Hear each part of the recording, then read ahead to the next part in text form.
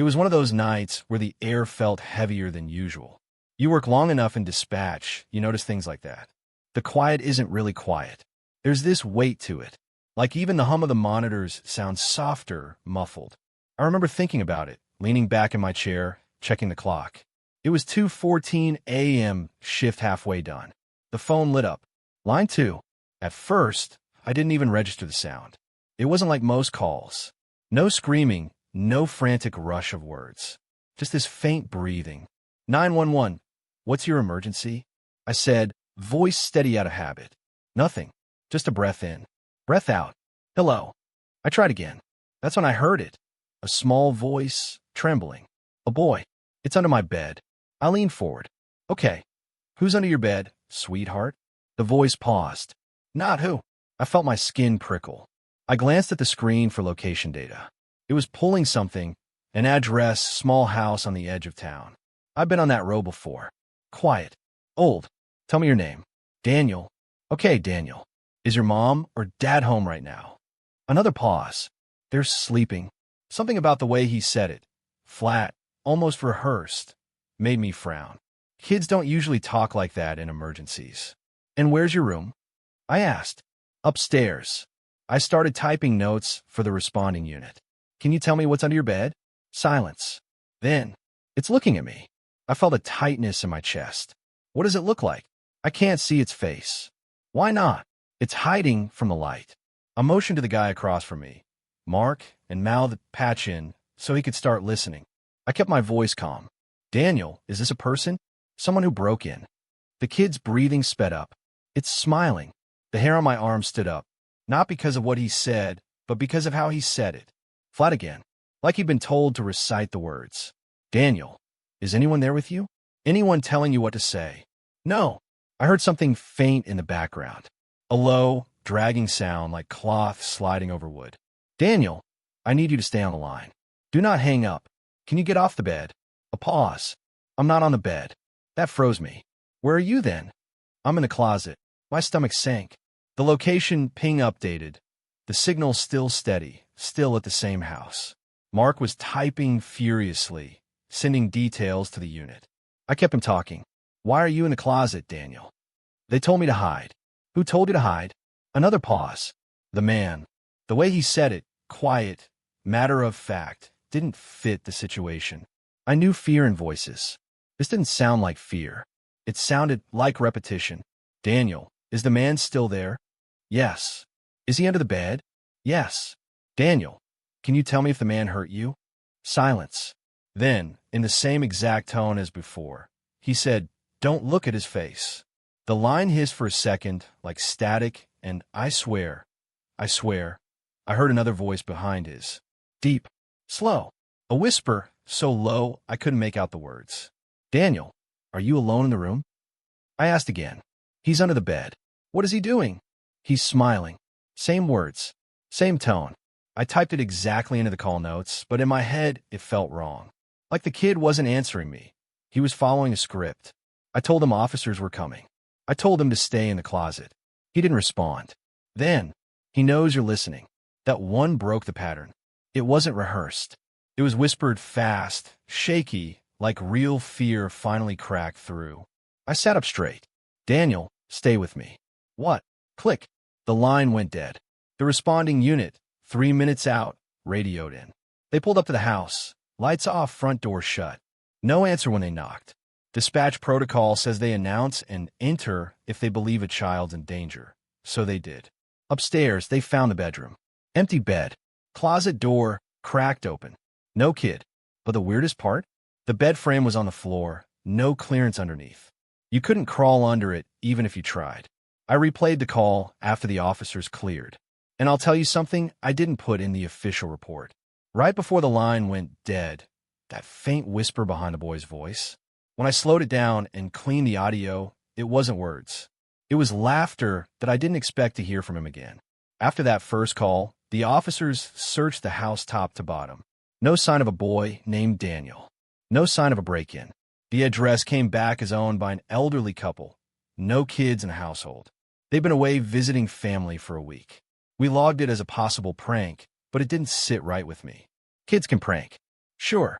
But a prank doesn't leave you sitting at your desk long after your shift ends, staring at a dead phone line, feeling like something had been watching you through it. That was 3 nights ago. Tonight, the air feels the same, heavy, still, like the building itself is holding its breath. I'm halfway through my thermos of stale coffee when line 3 lights up.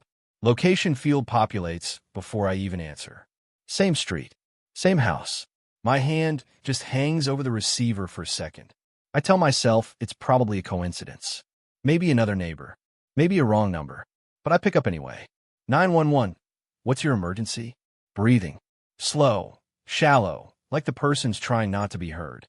Then that same voice. It's copying me. My pulse spikes. Daniel? He doesn't answer right away. Then, quieter. It says what I say. I grip the receiver tighter. Where are you right now? In my room. I type into the dispatch console, sending the address to a unit without even thinking about it. Is the man back, Daniel? Yes, but not a man. The way he says it, shaky, uneven, makes my skin crawl. This isn't the same rehearsed tone as before. This sounds like real fear. What's not a man? I ask. He takes a breath and I hear it, faint but there. Another breath, exactly in sync with his, coming through the line. Not an echo, not a delay, just perfectly mirrored. Under the bed, he whispers. My stomach turns cold. Daniel, listen to me. Is anyone else in the room? No, yes. I don't know. The second voice comes through. The exact same words. Same timing. Same tone. No, yes. I don't know. It's not a recording. It's too fluid, too alive. Daniel, I say, are you on speakerphone? He whispers back. No. It's in a phone now. And the voice, his voice, but not his, repeats again through the static. No. It's in a phone now. I can hear something off in the copy. Like the vowels are stretched just a fraction too long. Like it's enjoying the sound. Daniel, I need you to hang up and run outside. Right now. The other voice says it with me. Word for word. Same breath, same pauses. Daniel, I need you to hang up and run outside. Right now. He's crying now, but it's silent crying. You can hear the air catching in his throat. It's smiling again, he says. And then the copy, it's smiling again. But the copy adds something else. The first time it's different. It says my name. It's smiling again, Chris. I don't know how it knows my name. I never gave it. My heart is pounding so loud it feels like it's in my ears. Daniel, the officers are almost there. Just keep talking to me. Where is it now? It's under the bed, he says. The copy. It's under the bed. Daniel. It's moving. Copy. It's moving. Daniel. It's coming out. Copy. It's coming out. There's this scraping sound, distant but sharp. Wood against wood. Slow, deliberate. I'm on my feet without realizing it, coiling the phone cord around my fingers. Daniel, don't look at it. Just keep telling me what's happening. I can see its hand. Copy. I can see its hand. Daniel, what does it look like? I don't know, too many fingers. Copy. I don't know, too many fingers. The copy laughs after it says it. I feel my knees go weak. It's not loud, but it's this deep, wet chuckle that doesn't belong in a child's voice. The unit radios in. They're on the street. I tell them to hurry, but I don't take my eyes off the call timer. Then Daniel whispers something so quietly I almost miss it. It's looking at me, and the copy doesn't say anything. The line goes so still I think it dropped. Daniel. Nothing. Daniel, talk to me. Then, very softly, you're next. I freeze. The voice is neither Daniel's nor the copy. It's low, like someone speaking from inside a concrete wall. The line erupts in static, so loud I have to pull the receiver away. When it clears, all I hear is breathing. But it's not his. It's mine. I slam the line closed. 30 seconds later, the unit calls in. They search the house. Again, no one there. No bed in the upstairs room, just a bare mattress on the floor. They swear the phone in that room was off the hook when they arrived. But I know what I heard. And now, every time I pick up a call, I wait. I wait to see if it's my own voice waiting on the other end that I didn't want to work that night. It wasn't about the hours, or the coffee that tasted like it had been sitting in the pot since the Reagan administration. It was the weight. The same heaviness I'd felt on the nights Daniel called before. Like the air had been waiting for me to sit down, pick up that headset, and give it my attention.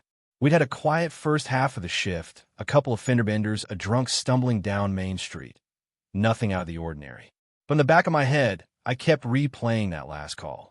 The copy, the laugh, the way it knew my name. It was 1:42 a.m. when line 1 lit up. The location hit first. My stomach dropped. Same house. I answered without thinking. 911. What's your emergency? Breathing. Light, trembling. It's back. I knew the voice instantly. Daniel. You have to tell them, he whispered. His words were rushed, shaky. Not like before. Not rehearsed. You have to tell them not to look at it. I started typing. Sending me address to dispatch. What do you mean, Daniel? They can't look at its face. If they do, it changes. I tried to keep my tone steady. Daniel, where are you right now? In the closet. His voice was barely holding together. I could hear the muffled scrape of wood again in the background. That slow, dragging sound I remembered from the first call. Daniel, is it under the bed? Yes. Then, after a pause, it knows you're listening again. I motioned to the shift lead, pointing at the line. He patched in without question. The radio crackled to life in my headset. Officer Keating was en route, 2 minutes out. Solid guy. Been with the department almost 20 years. I trusted him. Daniel, I said, I'm going to stay on the line with you. Keating's coming. He's going to help. No, Daniel said quickly. Don't let him see its face. If he sees it, it'll wear him. Something about the way he said wear him made my mouth go dry. Daniel, what do you mean? You won't be able to tell anymore. The words came fast, like he'd been holding them in. In my other ear, Keating checked in. Dispatch. I'm pulling up now. Lights are on inside. That made me freeze. The house had been dark the last 2 times. Daniel, I asked, is someone else there with you? No. But in the background, a second voice repeated it. No.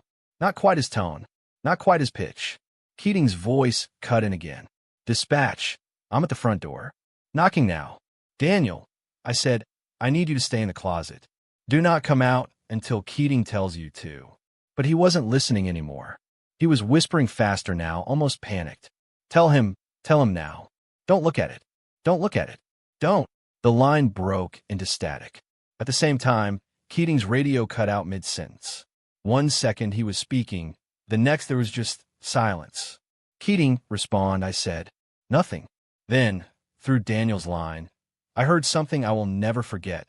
Keating's voice. But it wasn't coming through the police channel. It was coming through the phone. Low. Cautious. Who's there?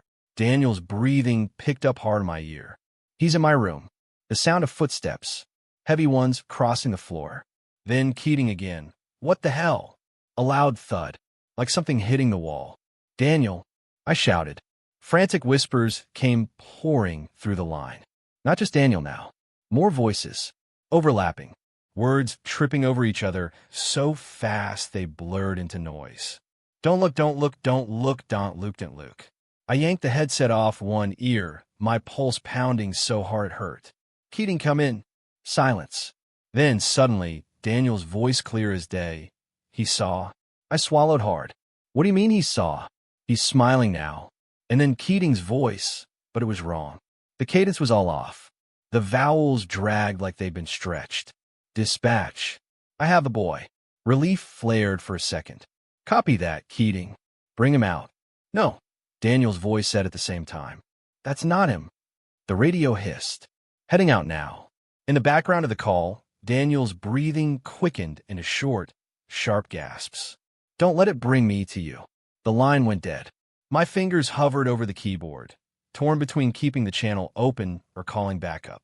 30 seconds later, Keating's cruiser pulled away from the house. He didn't check back in. When I called his unit number, there was no answer. We found the cruiser 3 blocks away, parked at the curb. Engine running. Empty. No Keating. No Daniel. But the body cam footage, the part before it cut out, showed him opening the bedroom door, turning his head toward the bed, and smiling. I've been trying not to think about what he saw, but that smile, wide, too wide, is burned into my mind. And sometimes when I'm alone in the dispatch room at night, I hear a voice in the headset, soft as a breath, telling me not to look that I've been avoiding night shifts, trading hours. picking up mornings, even doubles, just to keep from being in that chair after midnight. But you can't dodge it forever. The thing about dispatch is, it's like the building knows when you're nervous. The air feels heavier. The clock ticks louder. Even the light from the monitors seems dimmer. I sat there at 1:06 a.m., sipping coffee I didn't want, staring at the blinking lines, telling myself nothing was going to happen. Then line 2 lit up. The address came in first. My stomach turned cold. Same house. I almost didn't answer. I should have let someone else take it. But my hand moved on its own, picking up the receiver. 911. What's your emergency? Breathing. Small, shallow, almost childlike. It's me. The voice was Daniel's. I knew it instantly. I'd know it if I were deaf. My chest tightened. Daniel, where are you? In my room. I typed the location to dispatch, my fingers shaking. Daniel, we've been to your house before. You've called me before. Do you remember? Yes, he said like it was obvious. You didn't help me. The words sank like a stone. Daniel, we tried. The officers. You sent the wrong ones. I froze. What do you mean? They looked. I gripped the phone tighter. Daniel, is it there with you right now? Yes. I started to signal to my shift lead, but the boy's voice changed. Not in pitch, not in volume, just in something. Like he was speaking from farther away. It likes when you answer. The hair on my arm stood up. Daniel, I'm sending someone to you right now. You already did, he said. I didn't understand at first. What? They're here. I checked the screen. No responding unit had even arrived yet. Daniel, who's there? They're smiling. And then a pause. They're under the bed now. I felt a shiver crawl on my spine. Daniel, listen to me. You told me not to look, he interrupted. The line went silent except for breathing. But now it wasn't just one set of breaths. It was 2. In perfect sync. I heard faint clicking like fingernails tapping the receiver. Daniel, I need you to. The second voice spoke. It was Daniel's voice, but deeper. Slower. Like it had been dragged through something wet. We can see you. I slammed the mute button without thinking, but the sound kept coming through the earpiece. My heart was hammering. I told my lead to send units immediately, gave the address, kept the line open. And then the boy laughed. It wasn't loud. It wasn't playful. It was soft and broken, like someone remembering what laughter was supposed to sound like, but forgetting the warmth. You should come here, he said. The other voice, the same voice but wrong, repeated it. Come here. I swallowed hard. Daniel, the officers will be there soon. Just stay where you are. They can't come, he said. They're still in the closet. The words froze me. What do you mean? They've been here a long time. I didn't know what to say. The line popped with static, just for a second, and in the crackle I heard faint words. I couldn't catch all of it, but I heard my own name. The voice that wasn't Daniel came back, slower now. He's not Daniel. My mouth went dry. Who are you? You know, I want to hang up. I wanted to drop the phone, walk out of the building, and never come back. But I couldn't move. The boy spoke again, quiet. I was here before the bed. Something in the way he said it made my stomach twist. The responding officers called in over the radio. They were pulling up now. I told them to stay on the line with me, to wait for backup, but the boy's voice cut me off. They'll look. They always look. The officers entered. I could hear them in my other ear, footsteps, voices calling out. Bedroom's clear, one said. Closet's empty. No sign of a kid, the other reported. The boy chuckled again, right in my ear. They can't see me. I looked at the caller ID log, the old call reports. My hand shook as I typed the name. Daniel. Age. 8. Date of death. 3 years ago. Cause. Accidental fall from the upstairs window. I couldn't breathe. The voice that wasn't Daniel said, You should look. And I don't know why, but I turned my head toward the dark reflection in the blank monitor beside me. Something smiled back that I've been a dispatcher for a little over 7 years. That's long enough for the job to get under your skin, but not long enough for you to get numb to it. You still feel every call. You still hear every voice when you try to sleep. Some nights it's just noise in my head. Other nights, it's as clear as if they were sitting on the edge of my bed, whispering. This one is still whispering. It was a Tuesday night, dead quiet in the call center. The fluorescent lights above me buzzed faintly, and the smell of burnt coffee drifted over from the break room. There were 3 of us on shift, me, Harris, and Shelley, but everyone was buried in paperwork, barely talking. At 11:52 p.m., the line lit up. The sound in my headset cracked like static, and I gave a usual greeting. 911. What's your emergency? For a second, nothing. Just the hiss of the line. Then, a man's voice, low, shaking, almost swallowed by the air around him. They're up there. I frowned and leaned closer to the screen, checking the caller ID. The number was local, rural outskirts. The map on my screen showed a dot blinking out by County Route 9, near a patch of old farmland. Sir, I need you to tell me your location, I said. He whispered an address. I typed it in. The name that popped up was unfamiliar, an old property tax record. No listed owner. What's happening? I asked. They're crawling, he whispered. In the crawl space.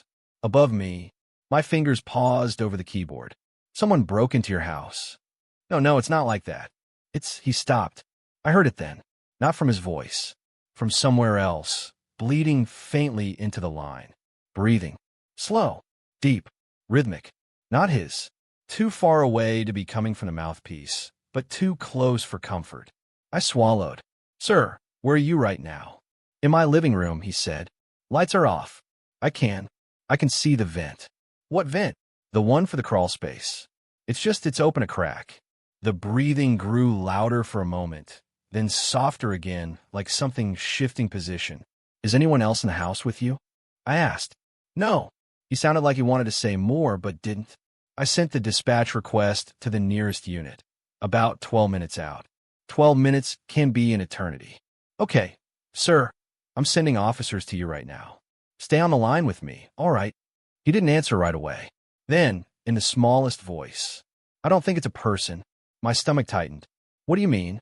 It's too slow. It doesn't sound like lungs. Not like ours. The line hissed. The breathing filled my ears. It had weight to it, wet, dragging weight, like each inhale was an effort. I tried to keep my voice steady. Sir, do you have any way to get out of the house safely? No. If I move, it'll hear me. Another sound came through then. Not breathing. A faint scuff like fingernails on wood. The man's whisper sharpened. It's moving. I typed faster, adding details for the officers. Possible intruder in crawl space. Movement heard above caller. Sir, where does the crawl space lead? Is there an access point inside the house? 2, he said. One in the hallway, one in my bedroom. His voice broke on the last word. The breathing grew louder again, right in my ear now. I knew it wasn't in my room, but my skin crawled like it was. Then the man said something I'll never forget. It's right over me. I felt my throat go dry. What do you mean? I can hear the wood bending. I pressed the earpiece tighter to my head, listening, and I heard it. The slow groan of old boards shifting under weight. I whispered without realizing it. They're almost there. The man's voice cracked. If it drops down, something slammed in the background. Not in the crawl space, in the room with him. The call jolted with static. The breathing surged, loud and close, like it had dropped to the floor beside him.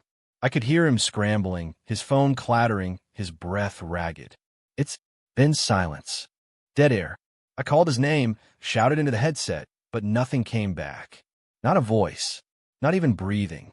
Just the faint hiss of the open line. I didn't realize I was gripping the desk so hard until Harris came over, touching my shoulder. What's going on? I pointed at the screen. He said someone was in his crawl space. Then it was in the room. Now, the line went dead. I stayed at my desk, staring at the blinking log until the officers reported back. When they arrived, the house was locked. No signs of forced entry. No one inside. They checked the crawl space. Empty, except for one thing. By the vent in the living room, right where the man said he'd been sitting, they found a single object on the floor. A phone, still connected to 911. The log said the call had ended when they pulled it away from the receiver. The official report just marked it as possible prank, unfounded. But the officers said something else before leaving. They said the boards in the crawl space looked warped, like something heavy had been lying there. I went home that night, but I couldn't sleep. Every little sound in my apartment made me flinch. The refrigerator kicking on, the neighbor's footsteps overhead, the wind pushing against the window frame. It all sounded like breathing. And once, just once, I swore I heard what groaned I didn't sleep that night. Not after the call. Not after the sound of slow, wet breathing that still rang in my ears, like it had burrowed somewhere behind my skull. It's funny. People think when you hang up, the call is over. That whatever happened to the person on the other end just stays there, sealed behind the click of a button. It doesn't. Sometimes it follows you home. When I got back to the dispatch center for my next shift, the room felt different. Quieter somehow. As if even the hum of the fluorescent lights was being careful not to be too loud. I sat down at my station, logged in, and there it was, his number. Still flagged from last night's call. I stared at it longer than I needed to, almost like if I kept looking, the system would tell me more. It didn't. The first 3 hours of my shift were normal. Boring even. A fender bender. An old woman who thought she saw someone outside her kitchen window, but it was just the neighbor's kid. Then, at 1:14 a.m., my headset beeped. And it was him. The whisper was the same, hoarse, shallow, like he'd been speaking through clenched teeth for hours. "She's right above me," he said. I froze. My fingers hovered over the keyboard, but I didn't start typing yet. I just listened. There was a faint rustle in the background, followed by the same breathing I'd heard last night. Deep, deliberate, like each inhale was being drawn in for show. I swallowed hard. "Sir, can you tell me your name?" No answer to the name. Just, "She hasn't moved in, I don't know, minutes? Hours?" She's listening. I felt my throat tighten. "Okay, I need you to stay calm. Tell me exactly where you are." His answer was a street I didn't recognize. At first I thought maybe I just never worked a call in that area before, but when I typed it in, nothing came up. No results. No map pin. It wasn't even a near miss. Our system didn't have it at all. "Sir, can you confirm his spelling?" He whispered it again, slower this time, like he thought I just wasn't hearing him right. But it was the same. Still nothing. I flagged the call for trace. It takes about 30 seconds for the system to start pinging cell towers, and during those 30 seconds I could hear his breathing change, quicker now, shaky. "She's crawling," he whispered. "Don't make any noise." I felt my skin prickle. "Sir, who is she?" He didn't answer. There was a low creak, like what underweight, and then silence. The trace result blinked onto my screen. Coordinates, not an address. Rural. Way outside our usual call range. I copied them into our mapping software. When the map loaded, my stomach dropped. There was nothing there. Just an empty stretch of land. No structures, no roads. Just a blank patch of pale green, like the system itself didn't know what existed there. And yet, the trace insisted his phone was right in the center of it. I asked again, "Sir, are you in a house?" "A building." His voice was thinner now, almost breaking. "I'm in the crawl space. It's the only place she can't see me. But she knows." There was another sound, something soft dragging across wood. Then that slow, wet inhale, not from him, from somewhere close. It was louder now. "Sir, I need you to stay on the line. We're sending someone." "No." He cut me off, sharp but still whispering. "No lights. She hates lights. Don't send them with lights." I kept my voice steady, but my hands were shaking over the keys. "We need to find you first." "She's right above me," he repeated. The line went dead. I sat there, staring at the blinking red call-ended icon, feeling my own breath in my ears. I tried calling back. It rang once, then went to silence. No voicemail.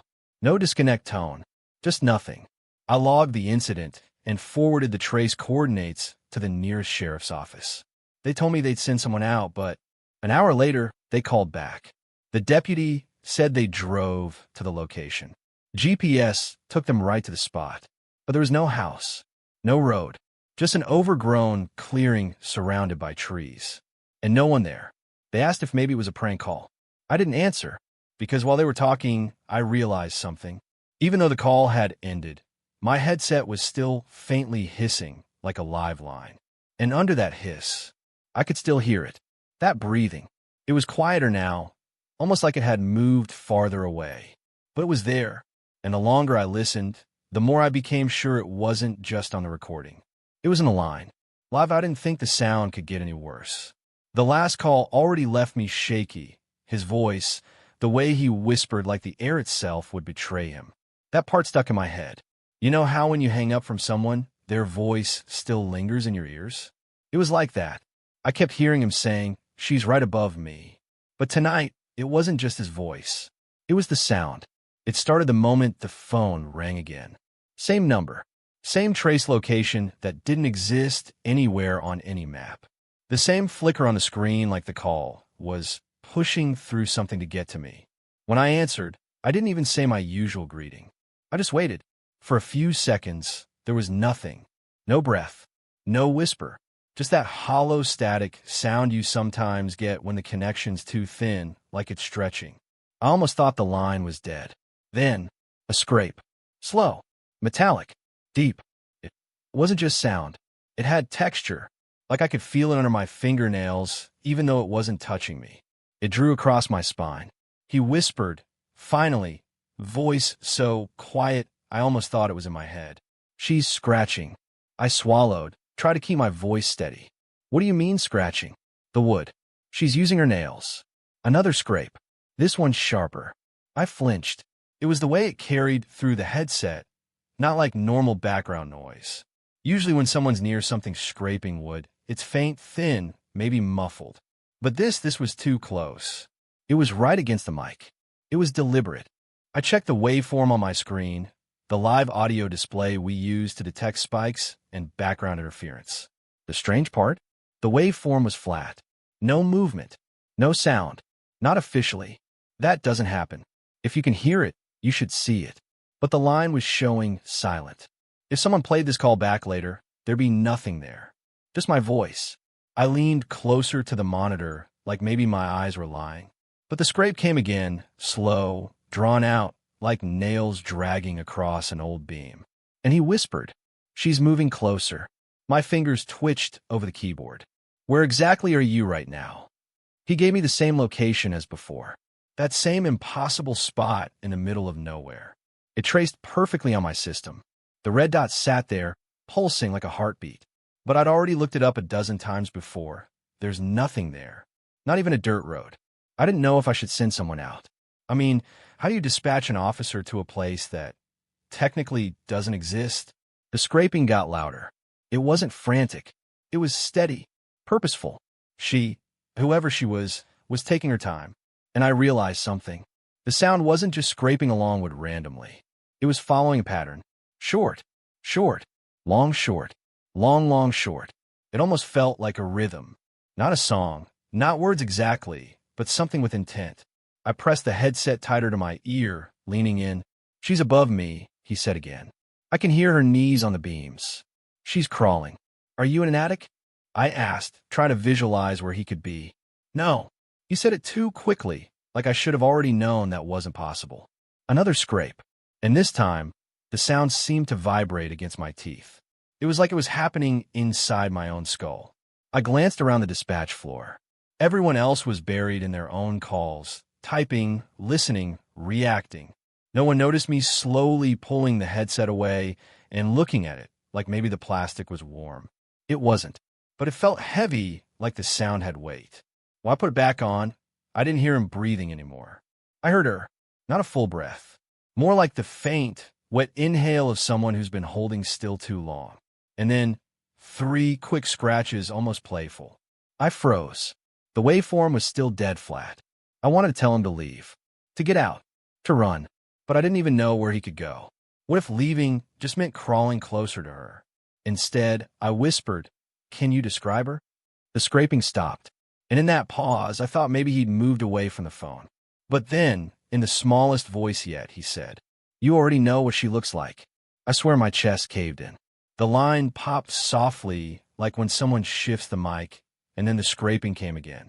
Louder, faster, and I realized something horrible. The sound wasn't moving randomly across the wood anymore. It was circling him. I could hear the arc, nails dragging, a pause, nails dragging again, the pause, shifting position. She was moving around him, closing in, and the more she circled, the more I could hear another faint sound underneath. A low, steady hum. Not mechanical, not human, something in between. I started typing a silent note to my supervisor, telling them we needed to get someone to that coordinate now, even if it didn't exist on any map. My fingers shook so hard the letters blurred on the screen. But before I could finish, the scrape stopped again. "She's looking down." His voice, it broke. "Just for a second. She's right above you?" I asked, though I already knew the answer. "Her nails are right here." And then there was a thunk. Not loud, but heavy enough to make the mic clip for a second. The first time the waveform actually moved. And after that, I heard the nails drag again. Only this time, it wasn't wood. It was closer, softer. It was fabric. The slow tear of cloth under pressure. I knew, without him saying it, that she wasn't on the beams anymore. She was touching him. I think I stopped breathing. My headset felt too tight, my heart way too loud. The scrape against fabric went on, like she was tracing the shape of him without actually cutting through. "Do not move," I whispered, my voice cracking. "Stay completely still." "I can't." "What do you mean you can't?" "If I move, she'll hear it in my bones." Something about the way he said that, like it wasn't a metaphor, made me cold all over. The scraping suddenly stopped. Dead silence. Then a knock. Once. Twice. Slow and deliberate, right next to the phone. But the waveform stayed flat. My stomach turned because I realized, if the system says the line is silent, then maybe I'm not hearing this through the call at all. Maybe I'm just hearing it. "She's smiling," he whispered. And that's when I heard it. A sound I didn't think I could hear through a headset. The faint grind of teeth, like someone clenching them hard, right in my ear. I ripped the headset off and pushed it onto the desk. But the sound didn't stop. It was in the room with me. I looked up, scanning the empty space above the dispatch floor. The ceiling here is just black rafters and fluorescent lights. No beams. No crawl space. No wood. But the scrape came again, right above me. And I swear to God, for half a second, I saw dust fall from the ceiling onto my desk. I put the headset back on because somehow it felt safer to hear him than to hear her alone. But when I did, he was gone. No breathing, no scraping, just the hollow, empty static of a dead call. The red traced on my screen was still there, pulsing, steady. But when I looked closer, it was moving, not toward anything, just slowly circling, exactly like she had been. That was the last time I spoke to him. The call cut out 30 seconds later, the trace vanishing like it had never been there. But the nails? I still hear them sometimes. Not over the phone, not in the building, in my apartment. Usually at night, when I'm lying in bed. It starts as a faint scrape. Just once. Almost like I imagined it. But then it comes again. Short, short, long, short, long, long, short. That same pattern from the call. And I remember his voice. "If I move, she'll hear it in my bones." So I lie there, frozen, trying not to breathe too loud. And sometimes, I feel the dust fall on my face. When the line finally went dead, I didn't move right away. I sat there with my hand still on the headset, staring at the blinking cursor on my dispatch screen, like if I stared hard enough, it might start typing out the answers I didn't have. The audio log still showed the same thing, that slow, irregular waveform from before, the one that had matched the sound of the nails scraping wood. Only now it was flat. The silence wasn't comforting. It was worse, like something had finished. The responder unit was already en route. I dispatched them the moment the caller had stopped speaking, but the address he gave, the one he'd been so sure about, it was barely even a real address. It was an unmarked road off County 6, the kind of place GPS hates. I could hear them on the radio, their voices low, like they were trying not to wake something. Unit 4 to dispatch. We're on scene. I keep my mic copy. Do you have visual on the residence? There was a pause before the answer came back. It's not really a residence. Looks like an old farmhouse. 2 stories. Windows boarded up. Front doors open. I didn't like the way he said open. I tried to keep my voice level. Advise when inside. The open channel was still running on my board, the line we'd been connected to for nearly 40 minutes. No one was on it, but it was alive in a way I can't explain. Every so often, I'd see the faintest flicker in the waveform, like it was breathing. Dispatch. We're entering, Unit 4 said. I leaned forward, headset pressing into my ear. I could hear their boots on old wood through the open line. Not through their radio feed, through the caller's phone, which meant the phone was still there, somewhere inside.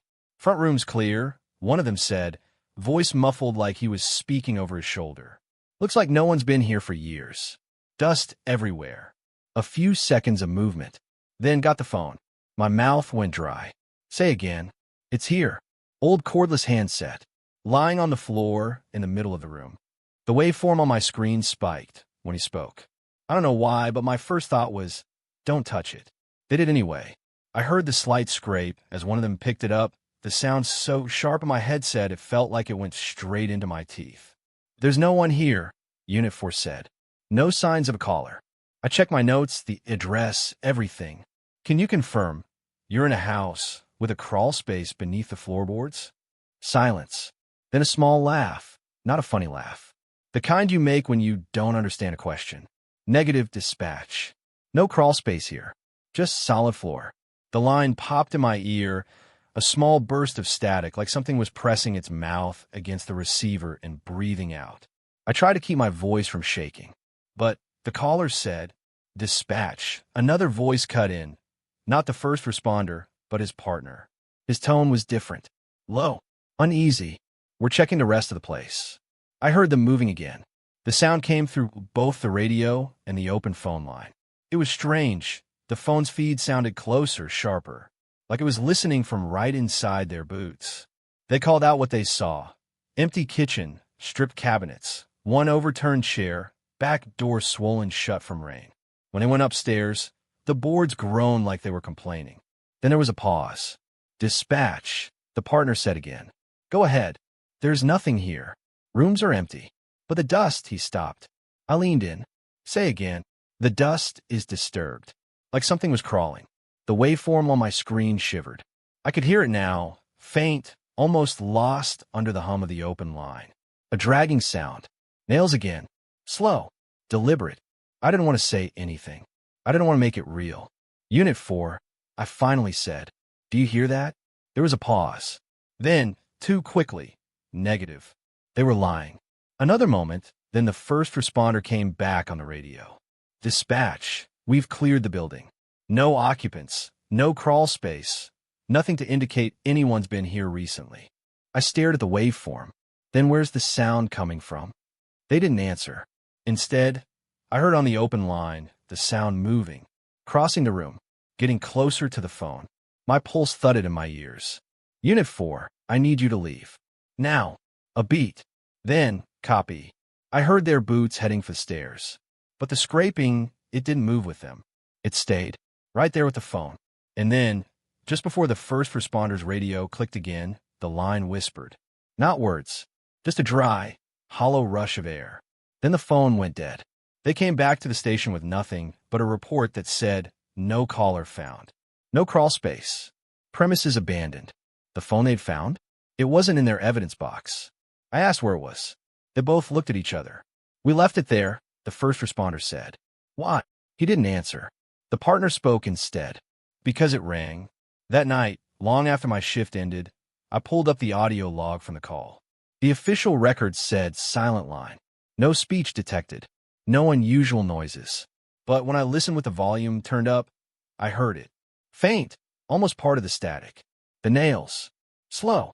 Careful. And under that, something else. Breathing. I didn't sleep that night. Every time I closed my eyes, I pictured the empty house. The open door. The dust disturbed in the upstairs rooms. And the phone. Just lying there. Still connected to something. 2 days later, I got a call on my personal cell. No ID. When I answered, there was nothing at first. Just the hiss of a line not meant to be open. Then faint, almost polite, the sound of nails on wood. Right in my ear. I hung up. 5 minutes later, it rang again. I'm telling myself I won't answer if it happens tonight. But I know I will. Because whatever it is, it isn't done. I've taken plenty of strange calls in my years on dispatch. But there's something about the ones that start with nothing but breathing that always puts me on edge. It's not heavy breathing, not panicked, not gasping for air. Just close. Too close. The way it sounds when someone has their mouth almost against the receiver. That's how it started that night. I glanced at the clock. 2:14 a.m. The room was quiet except for the hum of the computers and the faint, scratchy hiss of the line in my headset. Our small-town dispatch center isn't busy at that hour. Maybe 1 or 2 calls a night. but the line was open, and someone was on the other end. County dispatch. I said, "What's your emergency?" No answer, just breathing. I tried again, leaning slightly forward like the person could somehow feel that I was paying more attention. "This is county dispatch. Are you able to speak?" A voice finally came through. A man's voice, low and tight, like every word was being forced past clenched teeth. "They're moving," he said. That was it. No hello, no explanation. Just those two words. "Sir, who's moving?" I asked. A pause. Then, "The shadows." I wrote it down automatically, but my pen hesitated halfway through the word. The shadows. I've had people say a lot of weird things in emergencies. Hallucinations from fever, bad trips, folks deep into psychosis. But there was something different in his tone. This wasn't someone babbling. This was someone stating a fact. I asked him where he was. He rattled off an address on County Line Road, way out past the last gas station before the farmland takes over. I knew it vaguely. A handful of houses scattered across 3 miles of Tulane blacktop. No streetlights, just fields and barns. "What exactly is happening?" I asked. "They're moving without light," he said. I thought maybe he meant animals. "Coyotes, deer." "Are you saying you're seeing movement outside your home?" "Not just outside," he said. "They're here, in the room." I glanced at the other dispatcher on duty, Lisa. She'd heard enough through the partial audio bleed from my headset to raise her eyebrows. I put the call on speaker so she could listen too. "Do you have lights on in your house, sir?" I asked. "They won't turn on," he said quickly. "I've tried every switch. Flashlights, candles, nothing stays lit. It's all dark." That was strange, but not impossible. Could be a blown fuse or a localized outage. Still, something about the way he said it made my stomach tighten. "I'll send a unit your way," I told him. "Do you have any weapons or dangerous objects near you?" "No," he said. Then, almost whispering, "I think they've already touched me." That made Lisa sit up straighter. "Touched you how?" I asked. There was shuffling on the line, a sound like fabric brushing against the receiver. Then his voice, shaking now.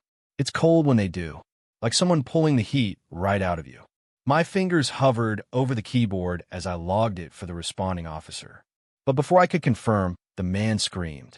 It wasn't a startled shout. It was long and raw, cracking halfway through. The kind of scream that rips out of you when you think you're about to die. I heard something clatter, maybe the phone hitting the floor, but the line stayed open. "Sir, can you hear me?" "Stay on the line," I said. There was no answer, just faint static. Lisa was already on the other console, routing the call to a patrol unit. Officer Harris was on shift and only 10 minutes out.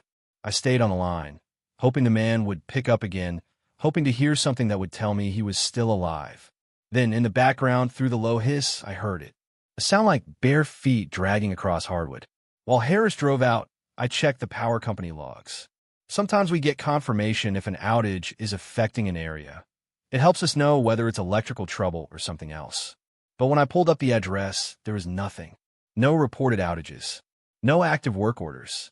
According to their system, every house on County Line Road had full service. I tried the man's number again. It rang once, then went straight to that dead air silence. The kind you get when the phone is technically connected but no one's speaking. Harris radioed in when he was close. "Dispatch, I'm turning on a county line. No visible outages from here. Houses I passed still have porch lights on." I felt a prickle at the base of my neck. "Copy that." The caller reported his lights were out inside. "Be advised, he claims unknown individuals are in the residence." "Understood," Harris said. "I'll approach quietly." I kept the open call line on low volume, still hearing nothing but faint static. No breathing now. No footsteps. Just emptiness. Harris parked a ways up from the address and approached on foot. I listened as he gave quiet status updates over the radio. "Front yard's clear. Door is shut. No sign of forced entry. I'm knocking now." 3 knocks. Then silence. "Dispatch. No response at the door," Harris said. "I hear a phone ringing inside, though. Think it's his." That gave me a weird chill. We hadn't called again since he arrived. "Can you see inside?" I asked. There was a pause. Then, "Yeah, lights are on in the living room. Everything looks normal from here." I checked the clock. 2:31 a.m. less than 20 minutes since the man had been screaming into my headset about shadows in the dark. Harris tried the door. It was unlocked. He announced himself, stepped inside, and I could hear the faint echo of his boots through the radio mic. "Dispatch. There's no one here," he said. Lisa and I exchanged a look. "What do you mean, no one? Are you sure? I've cleared the main floor. Phone's on the floor in the living room. Still connected to you." I looked at the console. Sure enough, the call was still active. The signal was coming from that address. But the person who'd made it was gone. Harris did a full sweep, bedrooms, kitchen, even the garage. No sign of the caller. The lights worked fine in every room. No blown fuses. No burned-out bulbs. He described the place as lived in but tidy. Coffee mug on the counter, jacket draped over a chair. No sign of a struggle. The only odd thing was the phone, an old landline cordless, lying in the middle of the living room floor like it had been dropped mid-conversation. I told him about the power company logs, how they showed no outage. He didn't say anything to that, but I could hear him moving around, his boots creaking on the wood floor. Then his voice came back, lower now. "Dispatch. There's something else. You're going to think I'm crazy, but..." He stopped. I waited. "Go ahead. I can see my shadow in here, but I'm not in the light." For a second, I didn't understand. Then it hit me. "Not in the light? What do you mean?" "I'm standing in the hallway. No lights on here." "But look." I heard him move, and then his voice again, sharper. "It's on the wall across from me. Clear as day. I move, it moves. But there's nothing behind me that could cast it." I felt my mouth go dry. Lisa mouthed, "What the hell?" But I didn't answer. Should I continue clearing the house? Harris asked. I thought about the man's last words before he screamed. About something cold touching him. I thought about the sound of bare feet on wood. And I thought about that quiet, empty house where the lights should have been out but weren't. "Negative," I said finally. "Secure the phone as evidence. Return to base." The call officially went down as unfounded. No suspect, no victim, no crime. Just a man who called 911 about shadows and then vanished. The power company confirmed again the next day that there'd been no outage on County Line Road that night. Not even a flicker. But there's something I didn't put in the official log. When Harris brought the phone back, I tried something. I called the number that had dialed us. It rang twice, and then, faintly, I heard that same slow breathing. No voice, no words, just breathing. I hung up before I realized my own shadow was stretching along the wall beside me, even though the nearest light was 20 feet away that I wasn't supposed to get the call. Dispatch rotation had me scheduled for routine reports, not emergencies. But when you're in a small county station and someone yells for an open line, you take it. Doesn't matter what you were doing. Doesn't matter if you're ready. I recognized his voice the moment I answered. It was the man from 2 nights ago, the one who'd been screaming about shadows moving without light. Back then, I kept telling him to calm down, to tell me his location, to stay on the line. He never did. He just kept repeating that it wasn't the dark he was scared of. It was something in it. And then the call dropped. Now, his voice was nothing like before. No yelling. No panic you could hear from down the hallway. He was whispering, "They're closer tonight." I froze for a second. "Sir? Is this?" "They've got lanterns now," he said. His breath was shaky, like each word cost him. "Dim yellow. Old.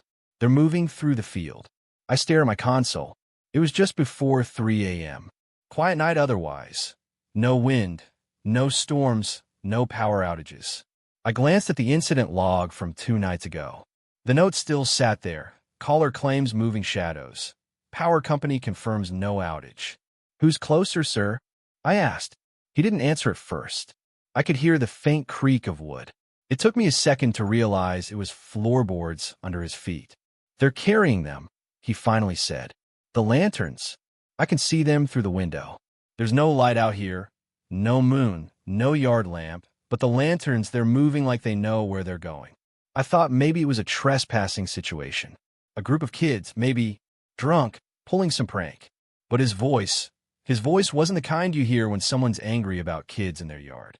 It was the voice of someone seeing something they didn't know how to name. I asked if he could describe them. "They don't have..." His whisper broke into a cough. "Then, they don't have faces. Not missing. Just nothing there. like the part of them where a face should be never got made. I reach for the silent signal button that alerts our nearest patrol without the caller hearing the dispatch chatter. Sir, I need you to stay inside.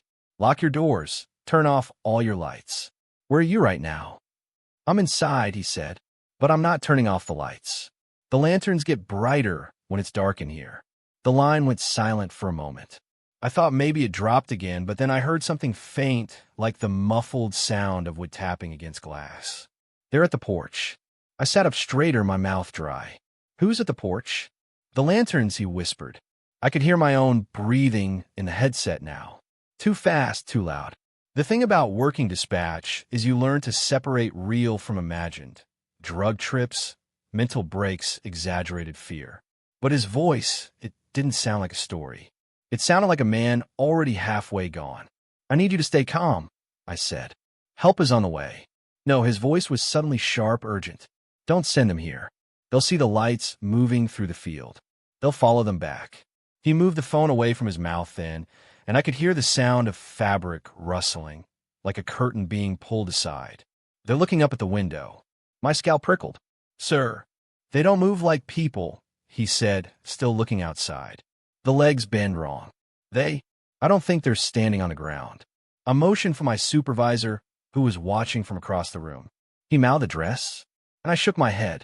The guy still hadn't given one. Can you tell me exactly where you are? I asked again. No answer. Instead, he whispered.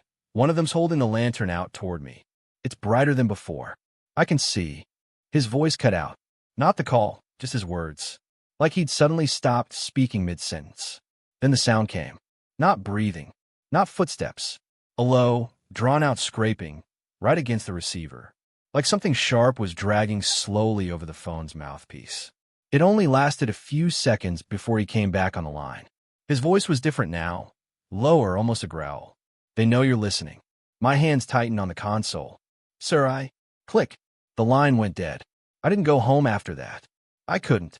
I stayed until morning, telling myself I'd file it as a probable prank or a mental health call. That was the safe way to think about it. But the next night, I came in early, hoping for a normal shift, hoping not to hear him again. He called anyway. Same number. Same whisper. They're closer. I didn't even get a word out before he kept going. They've been here since last night. Lanterns never went out. The light doesn't fade. It's not fire. I asked if he'd seen their faces again. Still not there, he said. But they have hands now. Not the right number of fingers. He started laughing then. Not the kind you want to hear in the middle of the night. It was dry, humorless, like he'd just remembered the punchline to a joke that no one else would get. You think they're coming for me? He asked suddenly. They're not. They're just moving closer. That's all they do. Every night. They don't come in. They just get closer. My skin crawled. Why are you calling me? Because I don't want to be the only one who sees them, he said. If you hear me when they get here, maybe you'll believe me. And maybe then you won't open the door when you see them in your yard. He let the silence hang. Then, barely audible, he said, One's in the house. I heard something, a faint creak of a door hinge, maybe. His breath hitched. It's holding the lantern up, he whispered. The light isn't touching the walls. It's only on me. Before I could say anything, the phone fell. I heard it hit the floor. Heard his footsteps running, wood splintering, something heavy slamming into the wall. And then nothing. Not a sound. Not even static. Just the open line, like he'd gone somewhere the call couldn't follow. The patrol we sent, hours later, said they found nothing. No signs of forced entry. No man at the address that matched his phone's GPS. In fact, they claimed the house at those coordinates had been abandoned for years. When I pulled the property records, the last owner listed was a man who'd been reported missing almost 20 years ago. He'd vanished during a winter storm. Last seen, according to neighbors, carrying a lantern out into the field. That was the last time I heard from him. But sometimes, when the console is quiet at night, I catch myself looking at the far end of the room, toward the glass door that leads outside. There's a stretch of field beyond the parking lot, and if I stare long enough, I start to think I can see a faint, dim yellow light moving in the grass. Not fast, not close, just moving a little closer each night. When the power came back on, it didn't feel like relief. It felt wrong. I was sitting at my desk, still staring at the empty waveform from the last call, when every light in the room flickered on at the same time. The radios crackled with static. The old coffee machine in the corner beeped like it was waking up from a long sleep. For hours, we'd been trapped in that dead zone. No power, no lines, no way to reach anyone. And now suddenly, the entire building was alive again, humming like nothing had happened. But something had happened. The screen in front of me lit up with pending call logs, hundreds of them, all queued from the blackout. A backlog of voices waiting to be heard. I should have felt the adrenaline of catching up, of diving back into my work. But my hand hovered over the mouse. My stomach felt hollow, like I'd swallowed ice. I thought about him, the man from earlier. The one screaming about the shadows outside his house. The one who whispered like he was already halfway gone. The one I thought might already be dead. I glanced at the time in the corner of the monitor. It said 3:12 a.m. I could have sworn it had been past for the last time I checked. But I told myself maybe the clocks reset when the power came back. The first thing I did was search the system for his number. My fingers moved too fast, like they knew more than my head did. The screen blinked, loading. And then I saw it. A fresh log. A call made just 2 minutes ago. From him. For a moment, I couldn't even breathe. I clicked into it so fast my finger hurt. The location data came up, but it wasn't his house. It wasn't even anywhere near it. It was pinging from the old substation out past County Line Road, the one that hadn't been in use for 20 years. I just stared at the screen. My chair felt colder somehow. That place wasn't just shut down. It was stripped, fenced off. The only thing left standing was the concrete tower and a handful of rusted transformers. I passed it once years ago when I was still in training. The chain-link fence had been collapsed in one corner, and I remember thinking it looked like a grave marker for a town that didn't exist anymore. No one went there. Not at night. Not in the rain. And especially not right after the worst blackout we'd ever had. I told myself the system had glitched. When power came back, maybe the GPS had misread the signal. That made more sense than what the screen was telling me. But then I saw there was an actual voice file attached. He'd left a message. I clicked play. The audio hissed like it was underwater, a slow, rolling static that hurt my ears. For the first few seconds, I couldn't make out a word. Then I heard him, whispering. He said, they turned it on. There was a pause. Then, it's not for us. It's for them. The recording ended. That was it. Just those 2 lines. But his voice, it didn't sound like a man hiding in his house anymore. It sounded like someone who was already somewhere else. I sat there, frozen, until a coworker passed behind me and muttered something about how creepy it was when the lights came back. I barely heard him. My eyes were still locked on that location pin, blinking on the map where no one should be. I told myself I wouldn't call him back. I told myself I'd forward it to the night shift supervisor and let them deal with it. But the truth is, I already had the phone in my hand. It rang once, twice. On the 4th ring, someone picked up. For a second, there was nothing. No static, no breathing. Just an empty line. Hello. I said. What I heard next wasn't him. It wasn't anyone I'd ever spoken to. It was a voice, low and slow, that sounded like it was coming from inside a metal room. Every syllable had an echo, like it was bouncing off cold walls. We know where you are. I didn't even hang up. I just dropped the handset onto the desk and backed away. The line stayed open for another 10 seconds before cutting off on its own. I stared at the receiver. My own reflection in the glossy black plastic looked pale, distorted. In the pit of my stomach, I already knew. He wasn't just gone. He'd gone somewhere we couldn't follow. And now, something there knew about me. The rest of the shift was a blur. People were laughing again, talking about how lucky we were to have power restored so quickly. Phones were ringing off the hook. But every time I glanced at the corner of my screen, I saw that location pin still sitting there. Still blinking.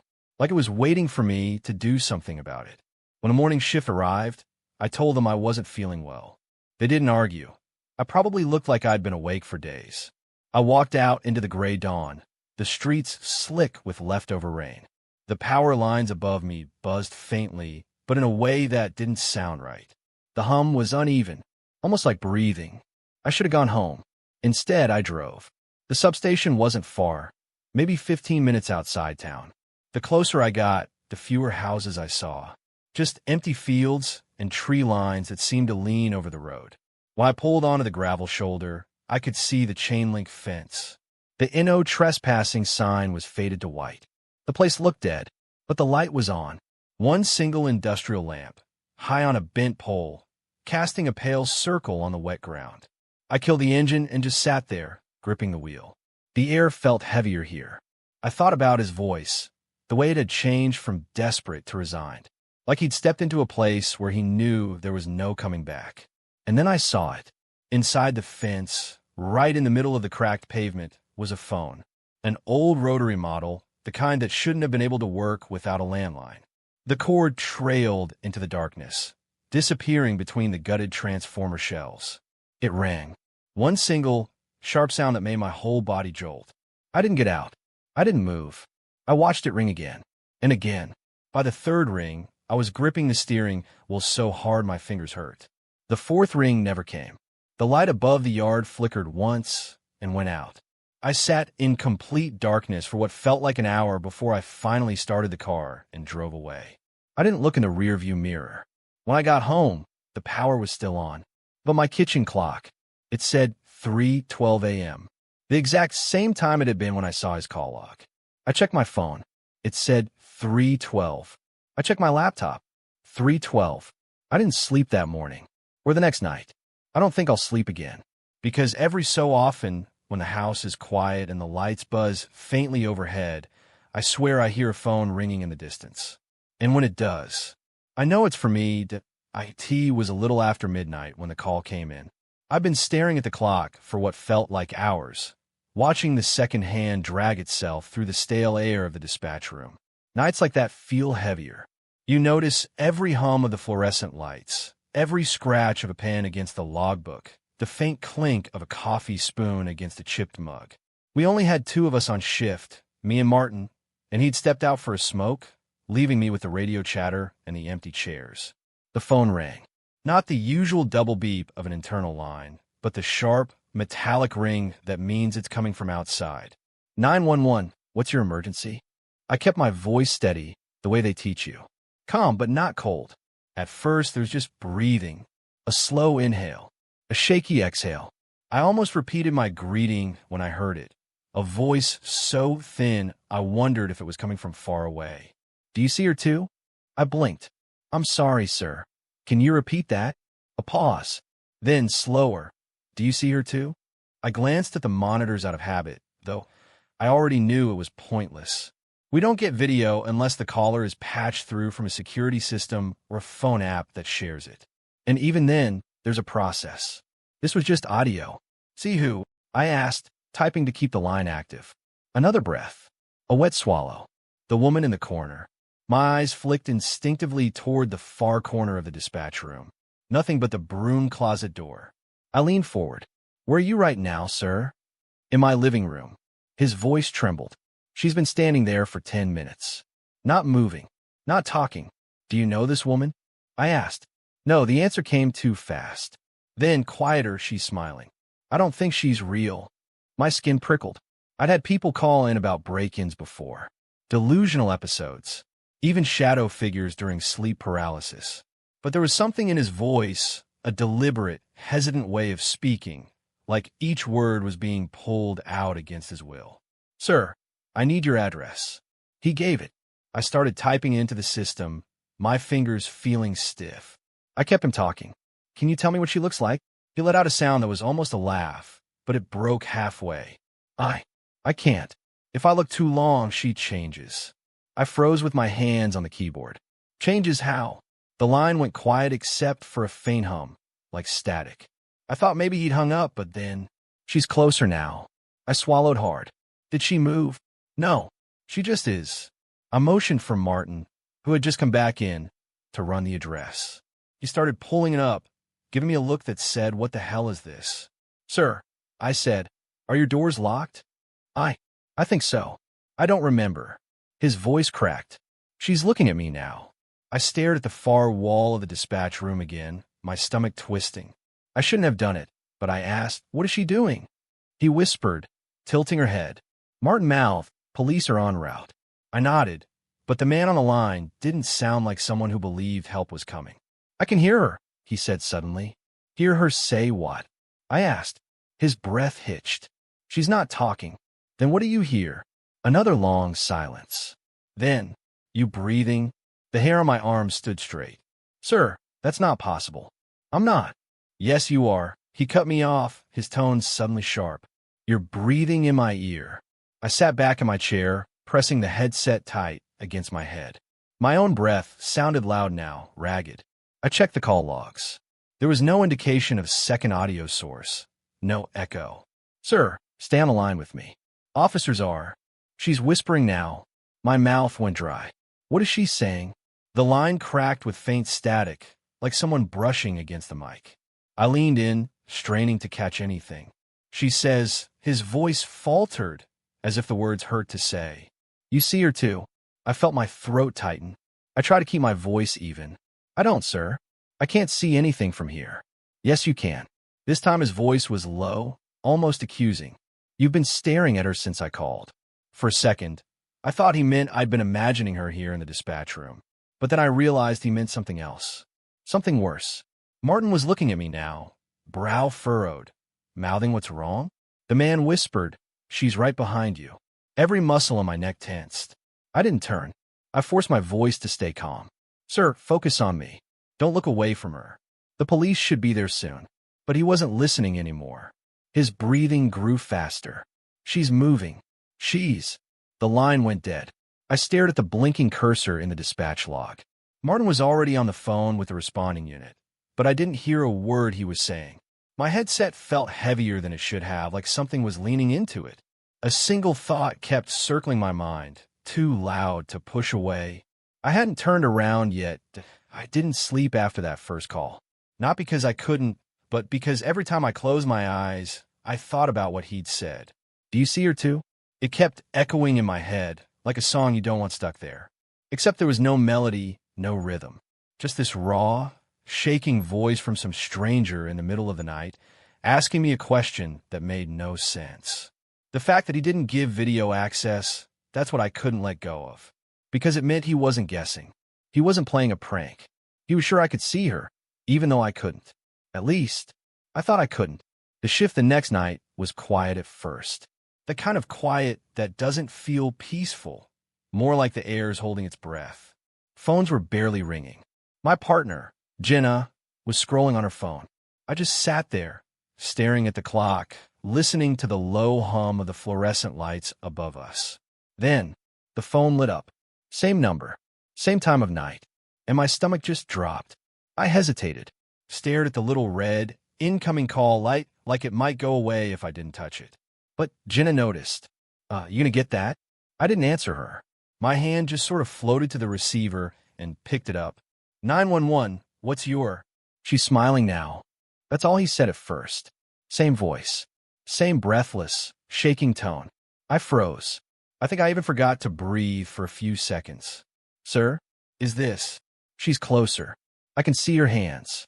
I pressed the headset tighter to my ear. "Sir, where are you right now? I need your location." He ignored me.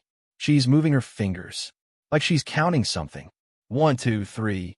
There was this sound in the background. Not static, not breathing. A kind of tapping. Slow, deliberate, almost like fingernails drumming on wood, far away from the phone. I glanced at the call log screen. It showed nothing useful, just unknown, where the address and caller ID should be. "Sir, listen to me. Are you safe? Are you in your home?" He laughed. Not a happy laugh. The kind of laugh people do when they've given up. "You're still pretending you don't see her, aren't you?" My mouth went dry. "See who? You don't have to lie. I can hear you looking at her." That sentence made no sense, but made my skin crawl. And then something hit me. The sound wasn't coming from his side. It was faint, but I could hear it better now.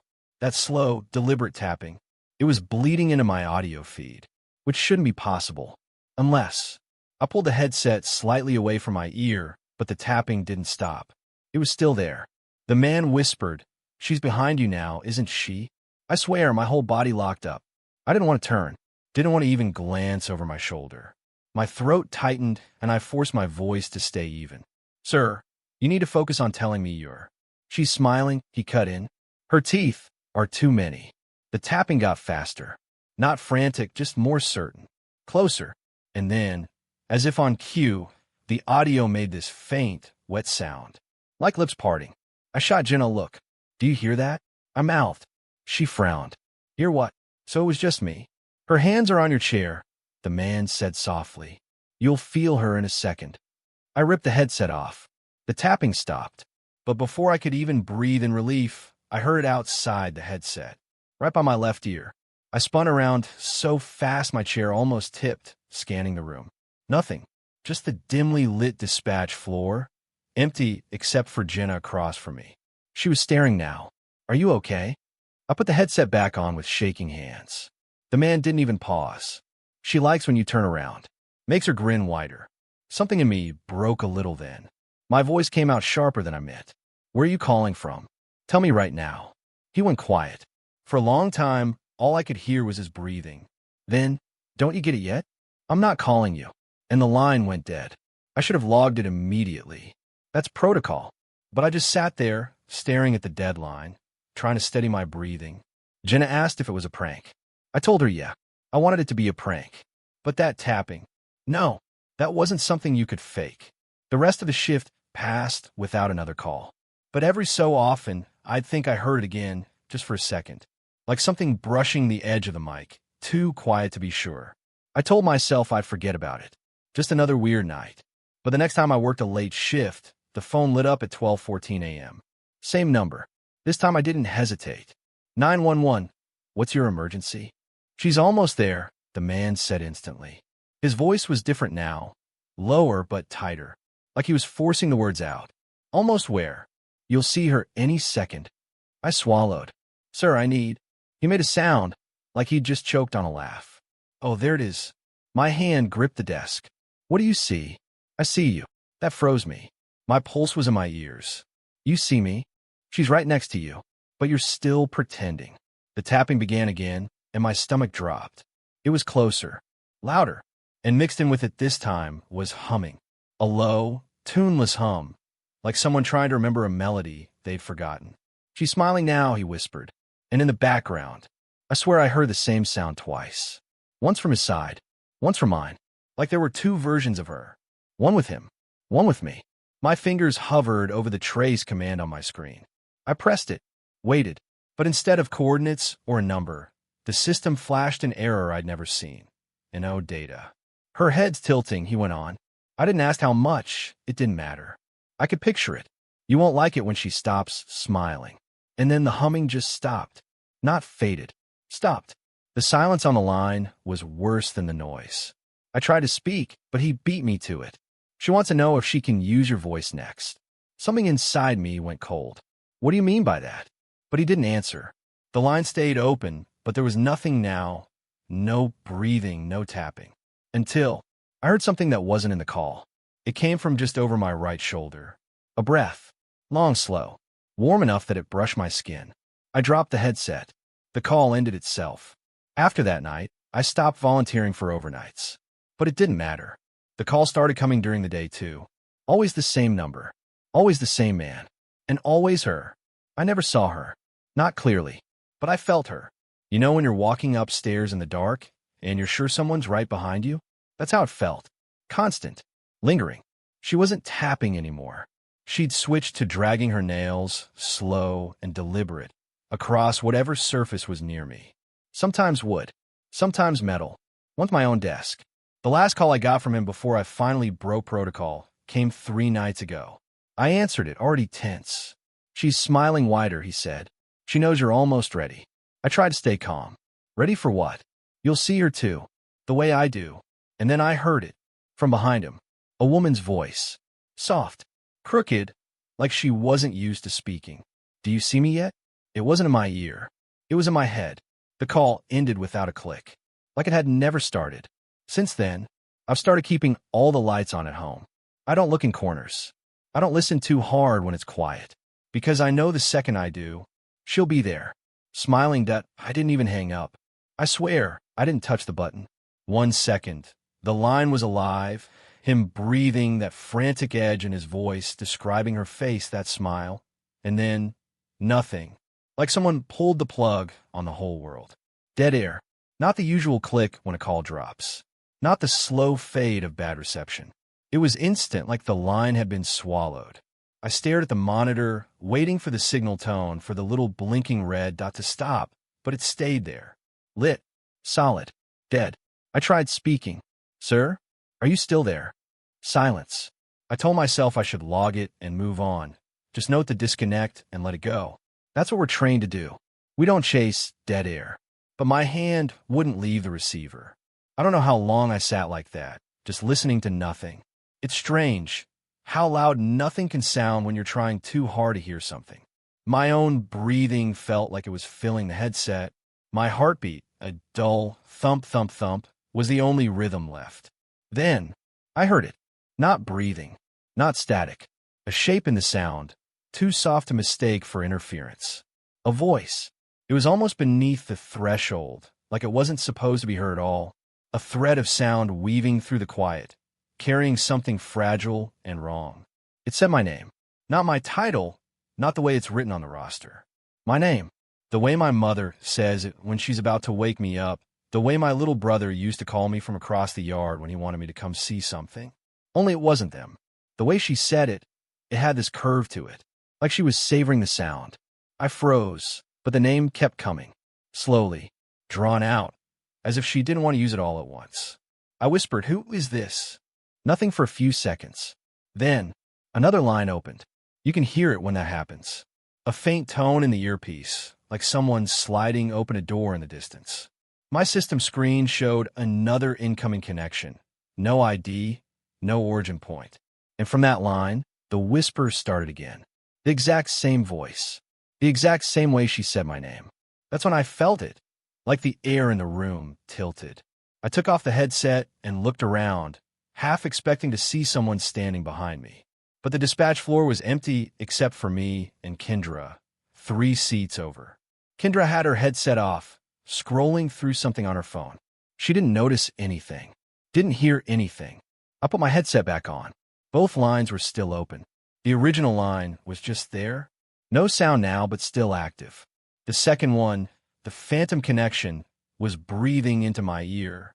Soft, controlled. She's not smiling anymore, the voice said. That's when my stomach dropped. Because the voice wasn't whispering to me anymore. It was whispering about me. She's not smiling anymore, she repeated. She looks scared now. My throat tightened. I don't know why I said it. Maybe I thought it would break the pattern, but I asked, "Who are you talking to?" She laughed. It wasn't loud.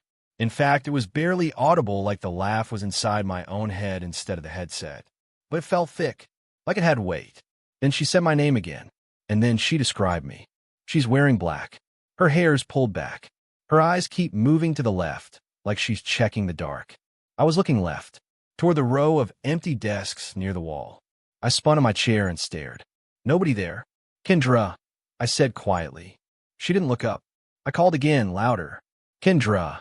She flinched, pulled off one ear cup. "What?" I stared at her. "Do you see anyone over there?" She frowned at me like I was messing with her. "No." "What?" I didn't answer. I just went back to the headset. The line was still open. The whisper was still describing me. But now it was describing things I hadn't done yet. She's going to stand up now. She's going to walk toward the wall. She's going to see. I yanked the headset off. The sound didn't stop. I swear to you, I could still hear it. It was faint, leaking from somewhere else in the room. Not from my station. Not from Kendra's. From somewhere above. There's a row of old speaker grills along the ceiling. Relics from when the building used to be a different facility. They're dead. Not connected to anything. Or at least they should be. The voice came through them. Only this time, it wasn't soft. It wasn't hesitant. It was clear. "She knows your name," it said. The words vibrated through the air, almost too low to be caught by my ears, but deep enough that I felt them. Kendra looked up from her phone then, blinking. "Did you just—" The voice cut her off. "She knows both your names." Kendra stared at me. Her mouth opened, then closed. I could tell she was trying to decide if she'd actually heard it or if I was somehow messing with the comms. But the fear in her face told me she'd heard enough. The line finally dropped. Both of them. No click. Just gone. For a few seconds, Neither of us said anything. Kendra broke first. What the hell was that? I told her I don't know. But that wasn't true. Because I did know. It was the same voice from earlier. The same one that had been on the line with the man who described her smile. Except now, she knew me. The rest of that shift, I couldn't shake it. Every time a line rang, my chest tightened. My name felt heavy in my own head, like it was waiting to be spoken again. When I finally left the building at 3 a.m., the parking lot was empty except for my car. The lights above flickered once, just once, but enough to make me hesitate at my door. I told myself I'd go home, get some sleep, and it would all settle in the daylight. But the moment I unlocked my apartment door, my phone buzzed. Unknown number. I answered. No greeting, no background noise, just my name, said slow, like she'd been practicing that I've worked dispatch for 6 years. 6 years of voices. Some desperate, some calm, some screaming, some whispering. After a while, you start to think you've heard it all. But the night this happened, I learned something new. The scariest voice you can hear is your own. It started like any other shift. It was a Tuesday, the quiet kind where the hours stretch thin and the hum of the fluorescent lights feels louder than any call coming in. My partner, Jenna, was at the desk beside me, half listening to the police scanner while scrolling through her phone. We'd had maybe 4 calls all night, and 2 of them were wrong numbers. I was sipping burnt coffee when the call came in. The line clicked open, the way it always does, followed by the faint hiss of an open connection. I straightened up, my hand already on the keyboard. 911. What's your emergency? A pause. Then, my own voice answered. Don't answer the next call. I froze. The words weren't just similar. They were exact. Same tone, same pitch, same breath pattern. Even the faint rasp I've had in my throat from the cold I'd been fighting all week, it was there. At first, I thought someone was playing a recording. It's not unheard of for prank callers to splice together dispatchers' voices from recorded public logs. But this wasn't chopped up.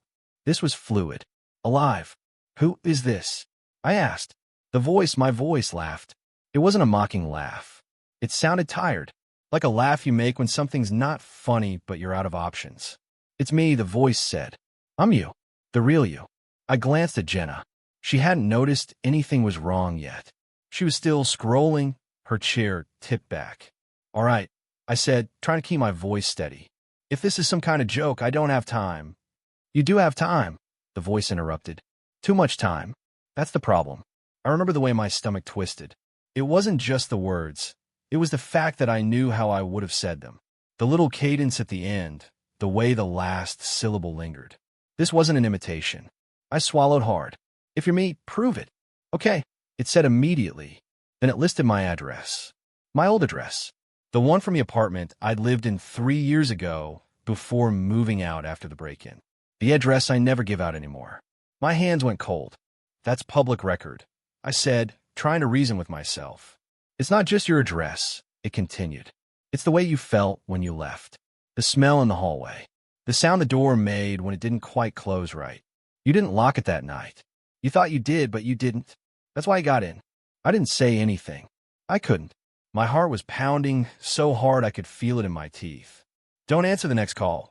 It said again, slow this time, like it wanted me to really hear it. You'll want to. It'll sound urgent. But if you do, you won't come back. That's when Jenna finally glanced over. You good? She mouthed. I nodded too quickly, muting the receiver with my hand. Private line, I whispered. She shrugged and went back to her phone. I unmuted. What do you mean I won't come back? The other me breathed out like it was exhausted. I can't tell you everything. If I do, it'll just happen sooner. But you've got to believe me. The next call isn't for you. It's about you. I sat there, staring at the blinking cursor on my dispatch screen. The whole thing felt unreal. Like one of those moments where your brain can't decide if you're dreaming. Why should I believe you? I finally asked. Because I was you, it said. I didn't believe me either. Then the line went dead. No click. No beep. Just gone.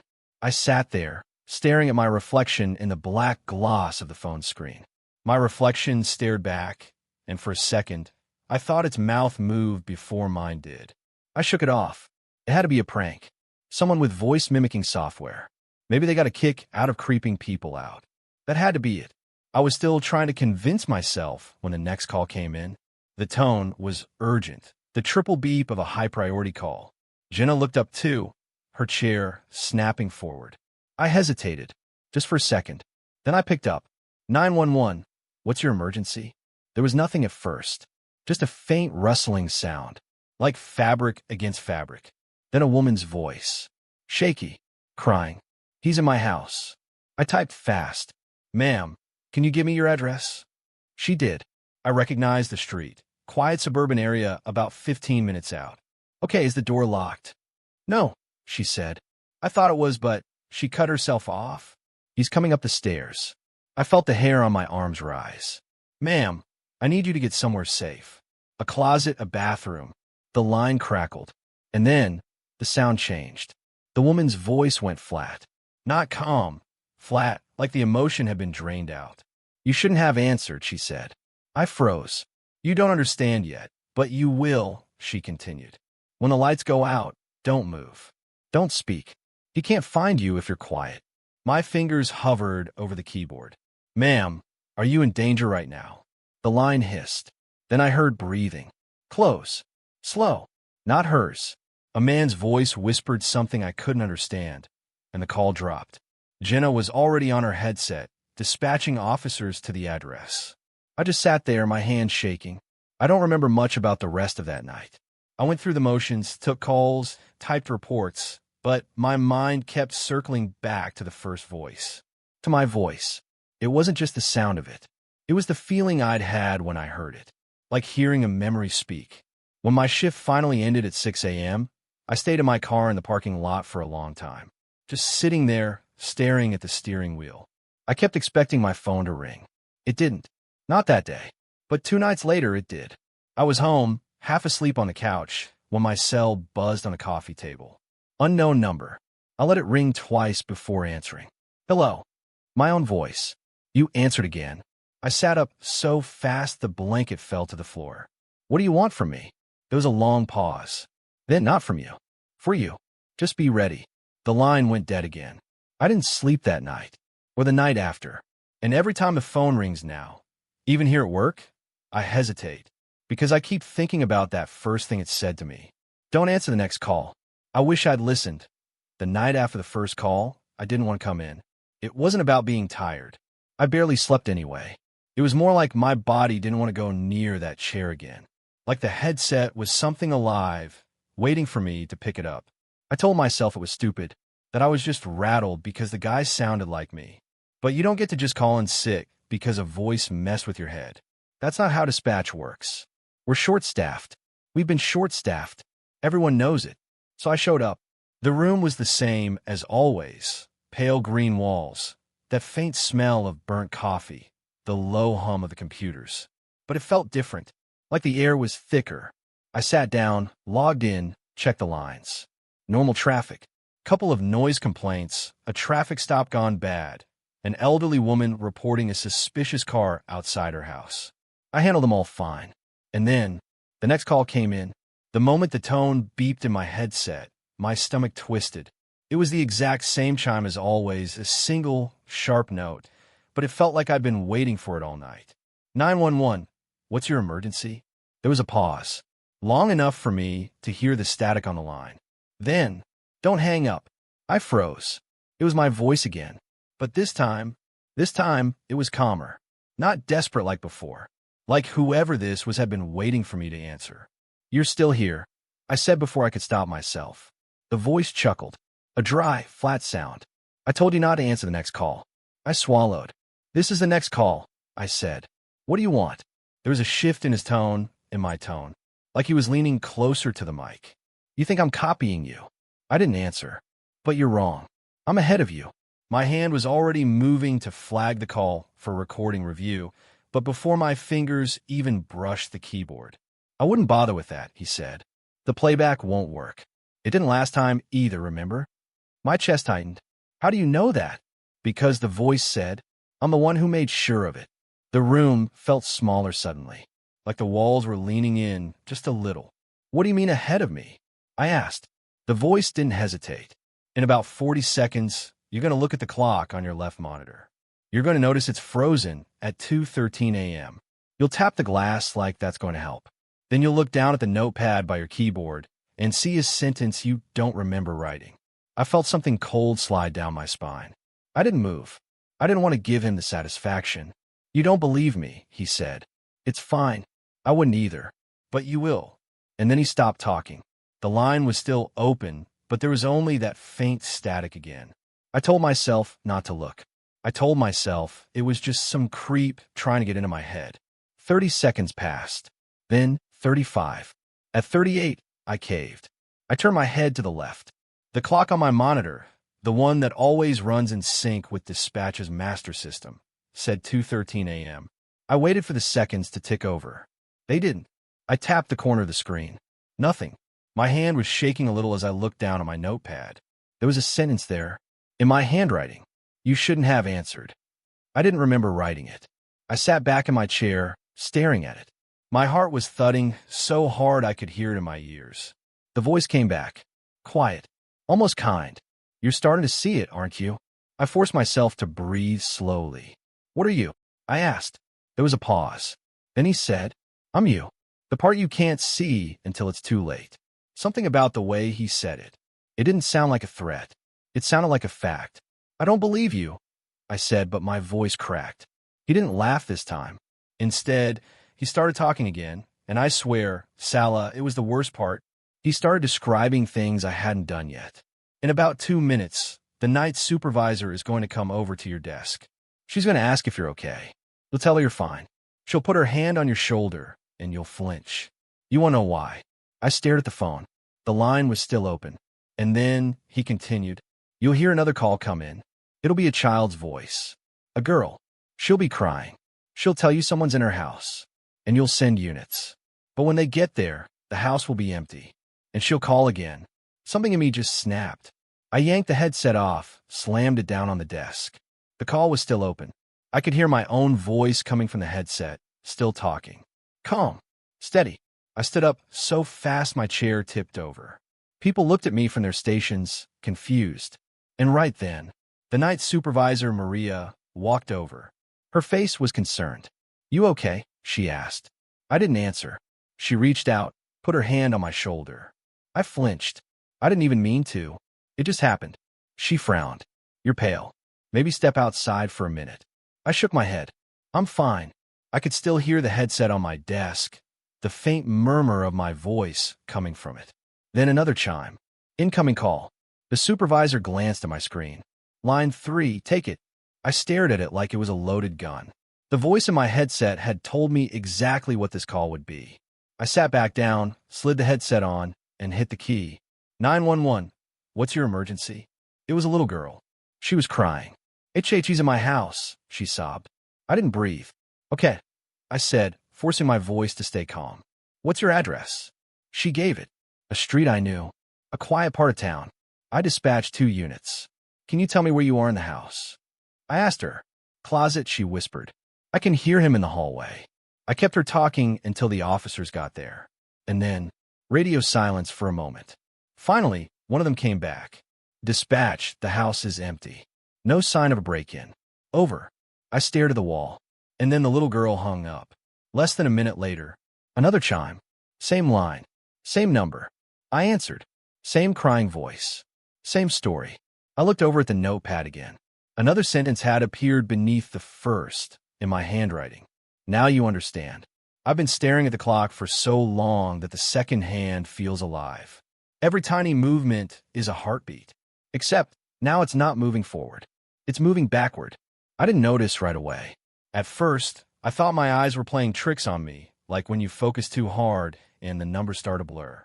But then I saw the second hand slip the wrong way.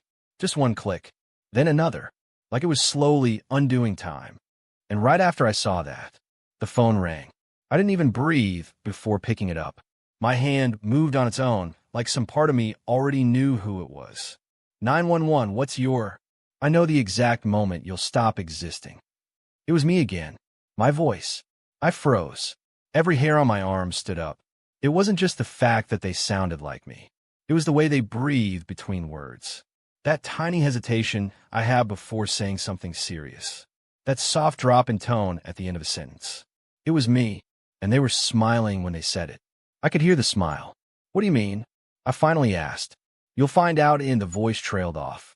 1 hour, 22 minutes, and 19 seconds. I looked up at the clock. It was already counting down in reverse.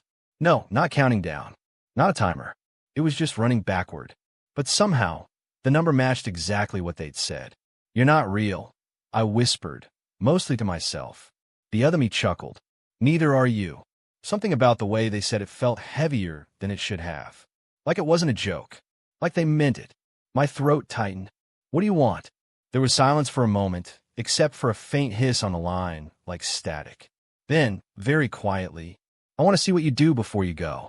I didn't know what to say to that. My mind kept trying to find the normal explanation. Some kind of prank. A recording. A weird internal system glitch. But how could a recording predict things? How do you know what's going to happen? I asked. I told you. I'm you. I've already lived this part. And it's almost over. Over. For you. There was a sound in the background. A faint tapping. Like fingernails drumming on a desk. Slow, deliberate. I glanced around the dispatch room. No one else was tapping. No one was even looking at me. You shouldn't keep staring at the clock, my double said suddenly. I hadn't told them I was staring at it. I hadn't even moved my eyes toward it yet. I turned anyway. The second hand was still crawling backwards, smooth and steady. I checked my watch just to be sure. The time didn't match anymore. My watch said 3:48 a.m. The wall clock said 3:29 a.m. Why is it doing that? I asked, my voice low. The other me laughed softly. Because when it reaches the exact time, you'll stop. Completely. Like you were never here. Something inside me wanted to slam the phone down. To just walk away. But I couldn't. I needed answers. What happens to me? There was a pause. Then my exact tone. You'll hear the phone ring one last time. And you won't be the one to answer it. I swear my hand started shaking then. I pressed the receiver harder against my ear. Like that would keep the conversation tethered to me somehow. I don't believe you, I said, though my voice cracked. You don't have to. Just keep working. I'll call again when it's close. The line went dead. For a moment, I just sat there, holding the receiver to my ear long after the call ended. My pulse was pounding in my fingertips. When I finally put it down, I realized my palms were wet. I rubbed them on my jeans, forcing myself to focus. Call still had to be taken. People still needed help. I couldn't sit here obsessing over whatever that was. I took 2 more regular calls. A car accident. A domestic dispute. Routine chaos.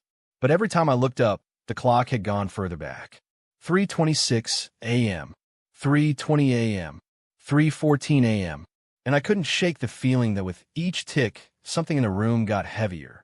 Like the air itself was pressing down on me. At 3:08, my headset beeped again. I didn't want to answer. My thumb hovered over the button for a second too long. But then muscle memory took over. 911, what's your... 47 minutes, the voice whispered. I swallowed. You really think I'm going to believe? I don't think. I know. And right now, someone's about to walk into the break room. I turned my head toward the break room door. It opened. Janice stepped in, holding a coffee mug. I felt the blood drain from my face. The voice on the line chuckled. I remember how pale you got when that happened. My lips moved before I could think. If you know everything, then tell me, what happens when the clock reaches 0?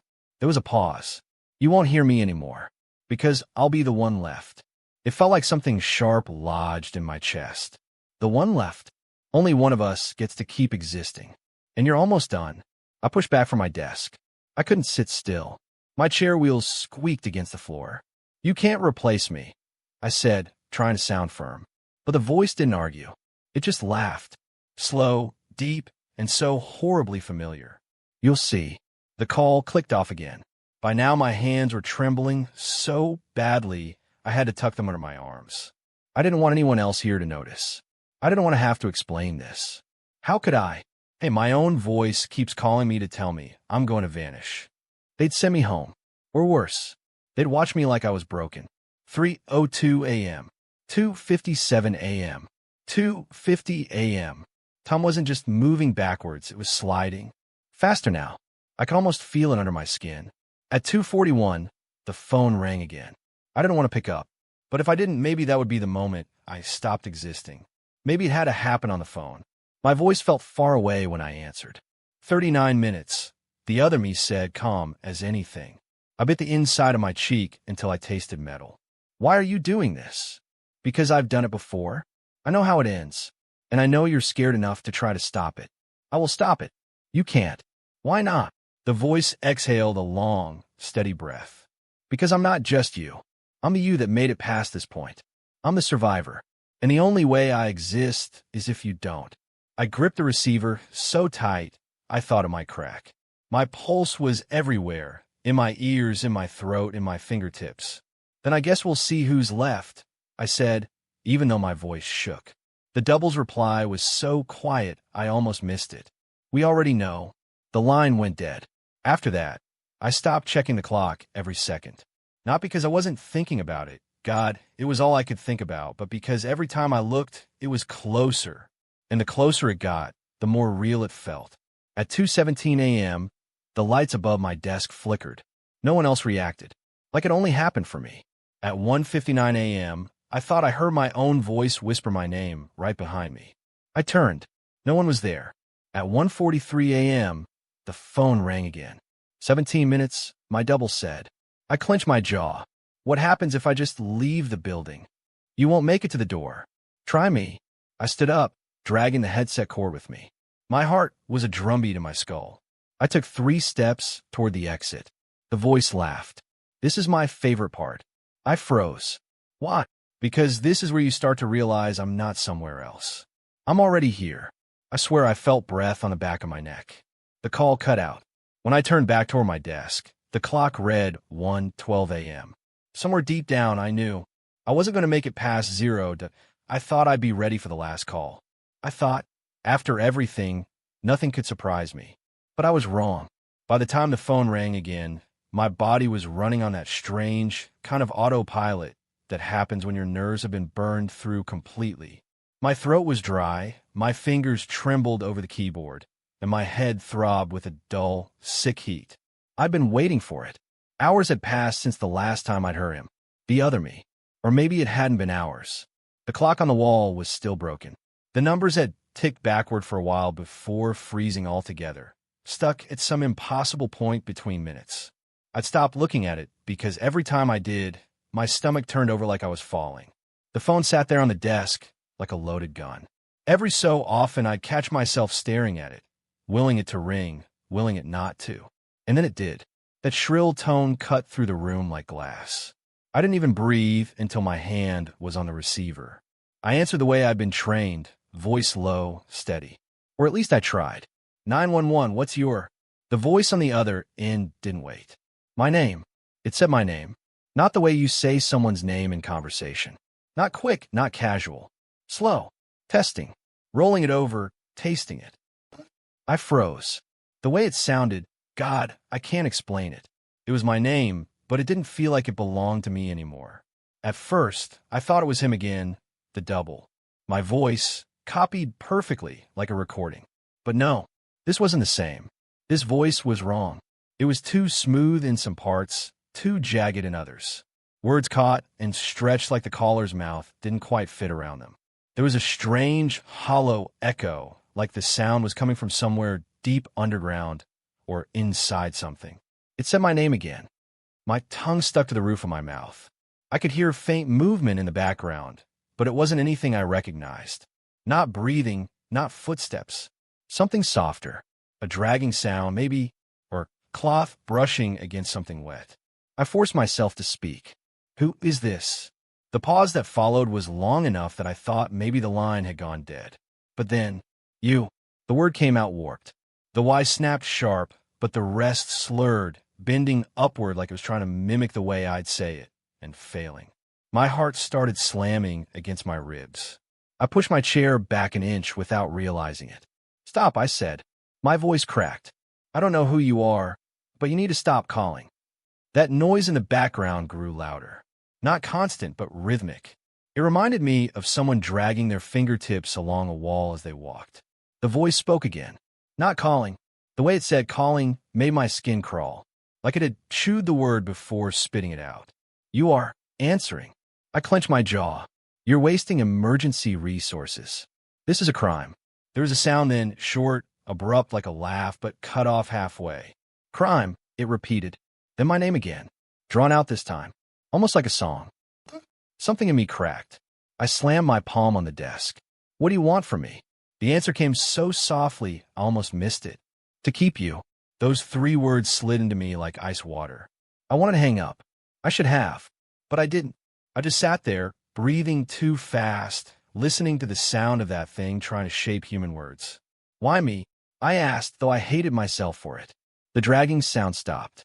Silence swelled on the line until I thought I could hear my own heartbeat echoing back. Then, you were already empty. My throat closed up. I didn't realize my nails had dug into my palms until I felt the sting. My mind raced, trying to figure out what that meant, but the voice didn't give me time. It started saying my name again, over and over, each repetition a little less like me. The pitch shifted. The vowels stretched wrong. Consonants clipped at strange points. It was trying it on, molding it, bending it like clay. With each attempt, my name sounded less like something I owned and more like something it was taking. Somewhere in that mess of repetitions, I heard a new sound slip through. Not words, something wet and low, like a growl smothered in a whisper. The smell hit me next. It didn't make sense. You can't smell things through a phone. But I swear I could. Rot. Damp wood. Old water that's been sitting too long. The kind of smell that lives in the walls of places no one goes anymore. I pressed the receiver harder against my ear like I could push the smell out of my head. My vision swam. The voice lowered. And for the first time, I couldn't understand what it was saying. It wasn't English anymore. It wasn't anything I knew. But whatever it was, it felt directed at me. Like it was leaning forward, speaking just for me. Like it had pulled me into a room and shut the door. I whispered, I'm hanging up. The voice didn't pause, didn't plead. It just shifted. And then, clear as day, it was my voice again. But not the one I'd heard before. Not the perfect mirror. This time it sounded tired, thin, like I'd been screaming for hours and couldn't stop shaking. Please, it said. I can't. I can't stay here. My stomach turned. I didn't know if it was mocking me, or if, somehow, it was me. I'm not. I started, but the words caught. It cut me off. They're almost done. My mouth went dry. Ooh. The silence that followed wasn't empty. I could hear something faint behind it, like hundreds of soft, wet movements all layered over each other. When it spoke again, the words didn't match the sound of its mouth. Not your voice anymore. I didn't even notice my hand slipping off the receiver until the phone hit the desk. The line was still open. I could hear it breathing. Only, it wasn't breathing in. It was breathing out. Constant. Slow. Like it was emptying something. I pushed my chair back until it hit the wall. I couldn't make myself hang up. Couldn't look away from the phone. That smell kept getting stronger, filling the room until I thought I'd choke. And then, the line went dead. No click. No tone. Just nothing. I sat there for what felt like hours, waiting for the phone to ring again. It never did. But even now, when I'm alone in the dispatch room, sometimes I catch myself saying my own name out loud, just to hear how it sounds. And sometimes, it doesn't sound like me that I've worked night shifts at dispatch for almost 6 years now. And let me tell you, the night has its own kind of silence. It's not peaceful. It's the kind that listens to you. The lights in the call room are always dim at night. Not to save energy, they just don't want you to get too comfortable. You sit there, headset over one ear, staring at the monitors, waiting for someone's worst moment to break the quiet. And it always comes. That night, it came at 2:13 a.m. The line beeped, and I answer like I always do. 911, what's your emergency? The sound on the other end was chaos. Not just screaming, layered screaming. Different voices, all blurred together like they were coming from inside a tunnel. Then a man's voice cut through it. Desperate. Raw. It's my house. He coughed hard, like smoke was already in his lungs. Fire. It's in the kitchen. I went into protocol mode, my voice steady even though the background was frantic. Sir, I need your address. He gave it between breaths. I typed it in, sent it to fire dispatch. Is anyone else inside? I asked. My wife. He started coughing again, harsher this time. The kind that makes your throat feel shredded, just hearing it.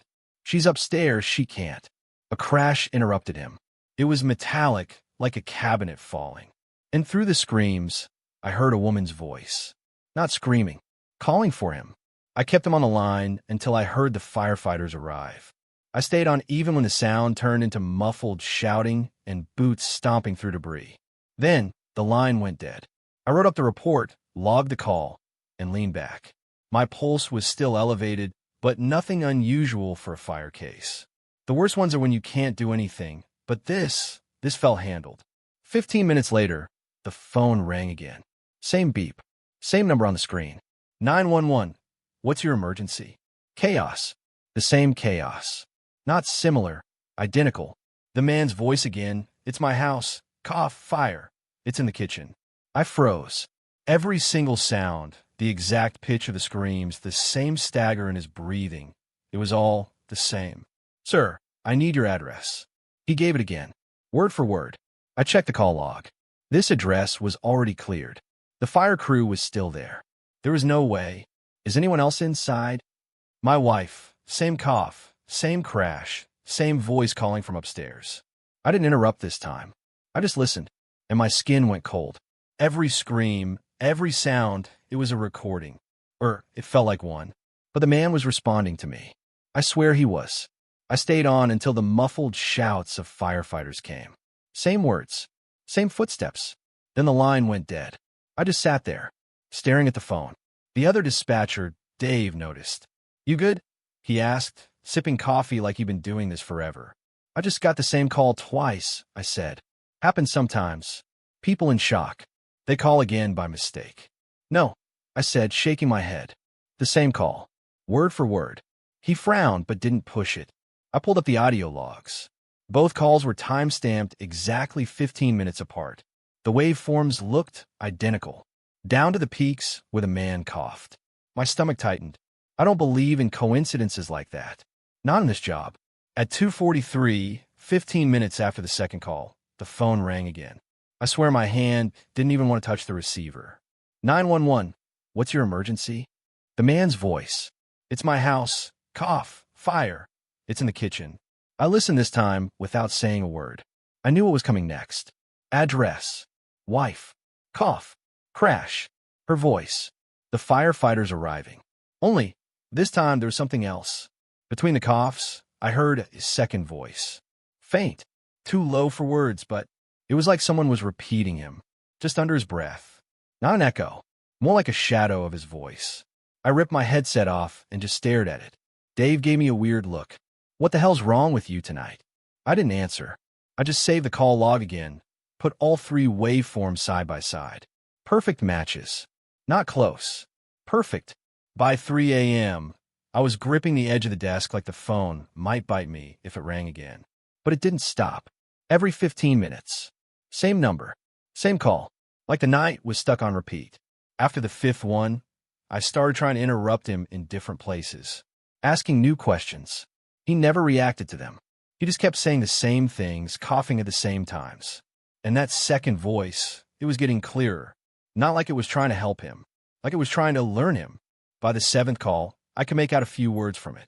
Repeating the man's lines, just a split second behind. Like a child practicing. Around 4 a.m., I called the fire crew myself. They were still at the house. The fire was out. The wife was at the hospital. The man hadn't made it. That's when my skin started to crawl for real. Because that meant every call I'd been getting after the first one, it was from a dead man. I didn't tell Dave. Didn't tell anyone. I just sat there, answering them, logging them, pretending it was normal. But deep down, I knew something was wrong. Not just wrong. Stuck. Like the night itself wasn't moving forward. The clock said it was. But my gut said we'd been at 2:13 a.m. for hours. And that second voice, by 4:45, wasn't behind him anymore. It was alongside him. Same tone. Same volume. Only now, it knew my name. I didn't expect the call to come in again. Not after what we saw. Not after the way it ended. But there it was. The same address. The same shrill panic in the caller's voice. And the worst part? It was the exact same voice. Our shift had gone quiet after the first fire. It was just after 3 a.m., and we were still trying to come down from it. The heat, the chaos, the smell of burning wood that seemed to cling to the inside of my nose. I could still hear the dispatcher before me saying, "Unit 3, you're clear. Fire's out. Scene secure."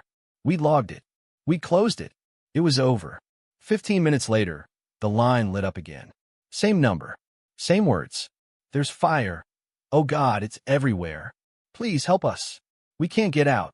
And behind them, the same screams. Not just screams of fear, but identical screams. The pitch, the timing, the way a man's voice broke right before it cut off. At first, I thought maybe someone was playing a recording. People prank call dispatch all the time. But my hand froze halfway to the keyboard. Because when I played back the first call, it matched. Not just similar, it was perfect. Every word, every background sound, down to the faint thud in the distance that happened at 0:07 in both calls. I sent it through to the responders again, half expecting them to laugh it off. But they didn't. They went back. When the team arrived the first time, the building had already been half-eaten by flames. It was an old boarding house on the edge of town, with siding, peeling paint, and windows that seemed to glare rather than shine. They'd fought their way through choking black smoke to pull 2 survivors out. One didn't make it. That's what made it so strange when, the second time they arrived, the entire house was burning again, in the same pattern as before. "Dispatch, this is Unit 3, the radio crackled in my ear. I heard hesitation in the captain's voice. You sure this is the right call?" "Affirmative," I said, trying to keep my voice steady. Caller reported active flames. Multiple trapped. There was a pause. Then, "We were just here." I wanted to ask them what they meant, but the sound in the background stopped me cold. The unmistakable roar of a fire. They went in again. Same hose lines, same window entry points. And when the survivors came out, it was the same people. Same woman clutching a blanket to her chest, coughing so hard she could barely breathe. Same man with half his face blackened from smoke, shouting for someone named Henry. They looked identical. Not just physically, they were wearing the same clothes as before. When I say that over the radio, it sounds crazy. So I didn't say it. But in my head, all I could think was either time had snapped back 15 minutes or I was losing it. After the second fire, they brought the survivors to the ambulance again. I watched on the station monitors as medics checked their vitals. The woman kept repeating, "It's still burning, it's still burning." The medic told her it was over. She shook her head so violently her hair slapped against her cheeks. "No, you don't get it. It's still there. You're still inside." I don't know why, but that made my stomach turn.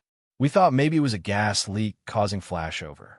That's what the fire chief wrote on the preliminary report.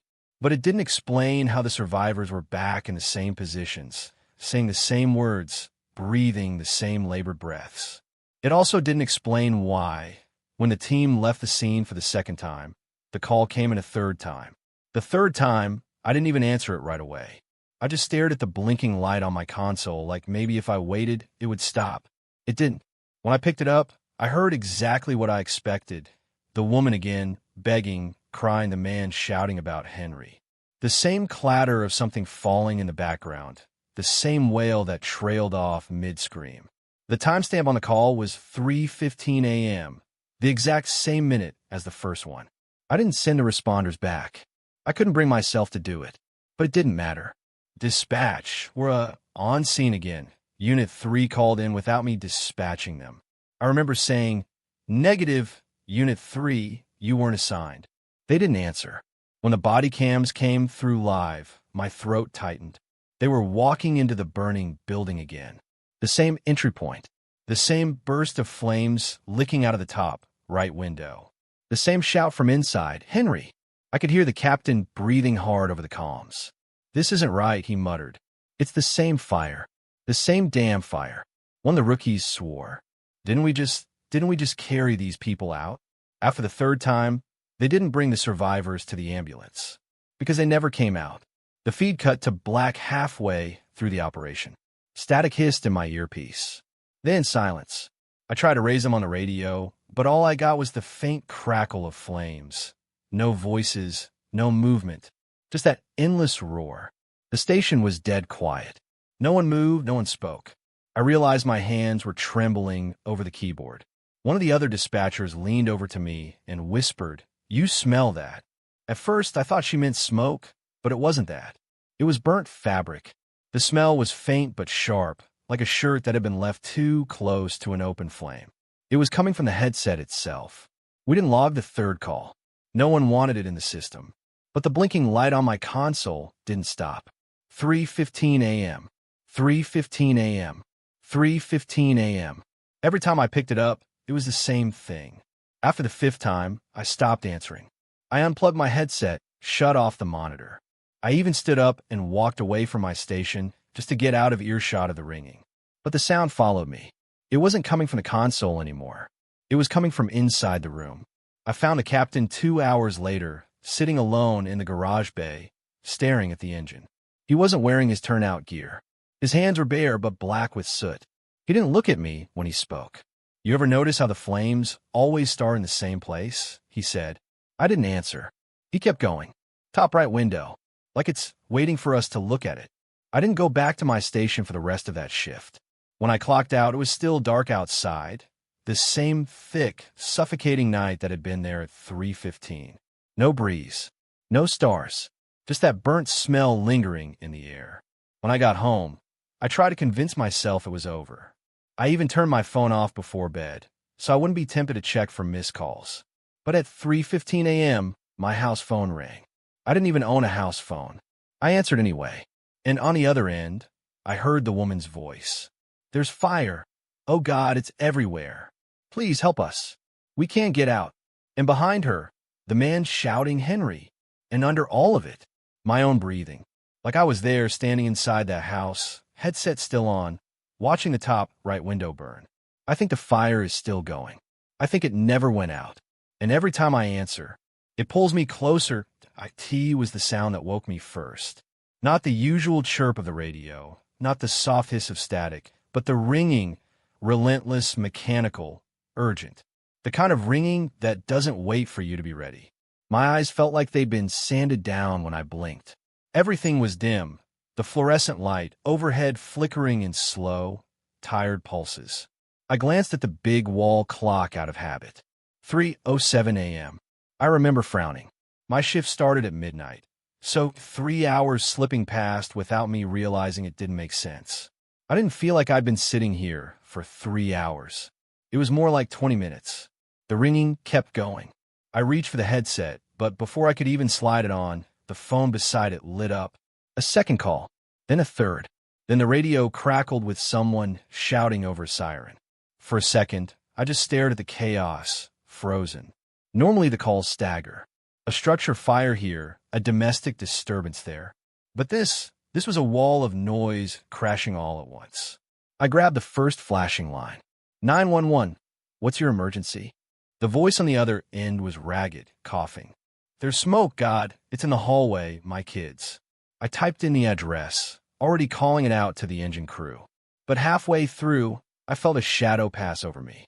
Not something I could see, more like a cold push along my spine, like I was being watched from behind the wall.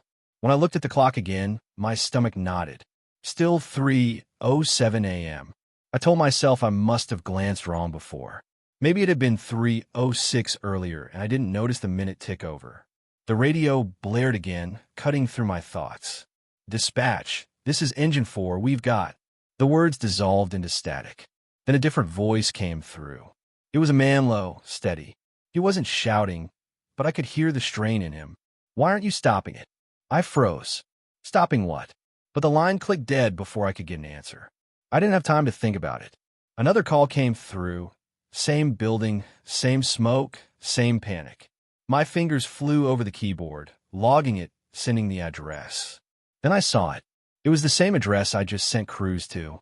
Not same street, or close by. The exact same apartment number. The exact same name. Even the way she screamed into the phone, it was identical. I didn't have time to process before the first woman's voice came back on the line. Same words. Same coughing fits. The sound of a little boy crying in the background, like it was playing on a loop. I looked at the clock again. Still 3:07 a.m. I tried to laugh, quiet, strained, because it was the only way to keep my brain from splintering. "Okay," I whispered to myself. Something's wrong with the clock. But my computer clock said the same thing.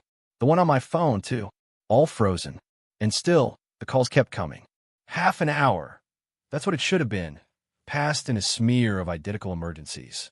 Same voices, same words, same sounds. The little boy's cry was starting to feel like it was inside my head, not coming from the line. Somewhere between the 15th and 16th call, I realized my breathing had matched his. Every short inhale, every sharp, wet sob. I yanked the headset off and shoved my chair back, the wheels squealing against the floor. The room felt wrong. Not just cold, but empty, like sound didn't travel the same way anymore. I could still hear the ringing from the phone, but it was dull, like it was coming from underwater. The wall clock loomed above me. Its second hand was stuck mid-step between the 7 and the 8. The kind of pause that looks like it might move any second, but doesn't. I walked to it, my shoes scuffing softly. Reached up. My fingers trembled when they touched the glass. It was warm. Not just warm, hot. I jerked my hand back, stared at the faint, pale print of my skin where it had touched. It faded in seconds, like it had been absorbed. The radio crackled again, startling me. Dispatch, be advised, we're seeing. Then it cut to static. Then to that man's voice again. Calm, patient. Every time you answer, it starts over. My throat went dry. Who is this? You're making it worse. Click. The room felt smaller now, the walls closer. I put the headset back on, my hands slick with sweat. Answer the next line. 911. What's your emergency? I didn't even need to hear it. I knew what she'd say. And I was right. Same smoke, same coughing, same boy. I felt my mind split into two tracks. One that kept typing, logging, dispatching, and another that stood in the corner of the room watching me, wondering how long this could go on before I broke. I don't know when I stopped counting calls. They blurred together. My hands moved without me. My lips said the same script. The ringing never slowed. The clock never moved. At some point, I started humming under my breath. It was the only way to keep from hearing the boy's sobs. The melody didn't even make sense. It was just something to fill the space between the words I kept repeating. But then, after what felt like hours, I realized something that made my skin crawl. The boy had stopped crying. The woman's voice still pleaded, still coughed, still choked on smoke. But there was no child, just silence behind her. I almost asked about him, but something deep in my gut told me not to. When the call ended, the room went very, very still. The ringing stopped. It was the first true silence since this began. I sat there, staring at the dead headset, barely breathing. Then, click. Why'd you stop? The man asked. It was like ice water poured down my back. What do you want from me? You should have kept answering. I swallowed hard. It's the same call, over and over. That's how you keep it here. I didn't understand, and maybe I didn't want to. Keep what here? Silence.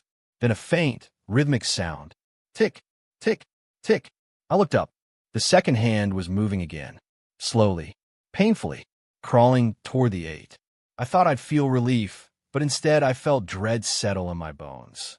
Because with every tick, the phones began to light up again. Not all at once this time. One by one. And the first voice I heard when I answered wasn't hers. It was a man. Breathless. I can't move. They're all frozen. Oh God, they're all. The line went dead. I stared at the headset. The clock still said 3:0, 7 a.m. I used to think the hardest part about dispatch was the boredom. The long, dead stretches between calls where all you could hear was the hum of the lights and the tapping of your own pen against the desk. But now I'd give anything for boredom. The call bored hasn't been quiet in. I don't even know how long anymore. The phone rings, I answer. It rings again, I answer. The same voices. The same words. Over and over and over. And the clock.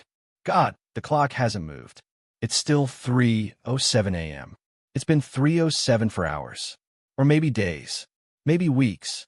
I tried checking my watch earlier, but it stopped too. I held it up to my ear, pressing it against my skin, waiting to hear that tiny tick. Nothing. Not even a whisper of movement. It's like time froze and left me here, glued to this seat, my headset digging into the side of my head. I don't even remember the last time I stood up. The air feels stale, heavy, like I'm breathing something old and left behind. The screens glow the same dull green, the same red blinking lights. The shadows in the corners haven't shifted since since before 3:07. I've tried to tell myself maybe it's just exhaustion, that maybe I'm drifting in and out of sleep and losing track. But then the calls come in, and they're exactly the same as the last time. Same number, same voice, same panic. The first time I noticed it, I thought it was just some kind of bad coincidence. 911, what's your emergency? And then, there's a fire. Please, my house. It's spreading. My stomach turned. I'd heard this before. Every word. Even the way her voice broke halfway through please. I answered like normal, my voice steady, because that's what training drills into you. I sent the units. I logged the call. But in the back of my mind, something was already sinking its teeth in. It was the same woman. The same fire. From an hour ago. Except that hour never happened. Now I hear her again, maybe 20 calls later. Her tone never changes. Her breath catches at the exact same second. She never hears me differently, never reacts when I try to interrupt her, never answers any question I don't normally ask. It's like she's not really talking to me. Like she's stuck somewhere else, on repeat. And she's not the only one. There's the man screaming about shadows in his field. The teenage boy whispering that someone is under his bed. The woman who says there's breathing on the other end of her landline. They're all trapped, looping, and so am I. I tried to get up once, pushed my chair back, stood, took a step toward the door. It was like walking into a wall of thick air, not something you could see, just feel.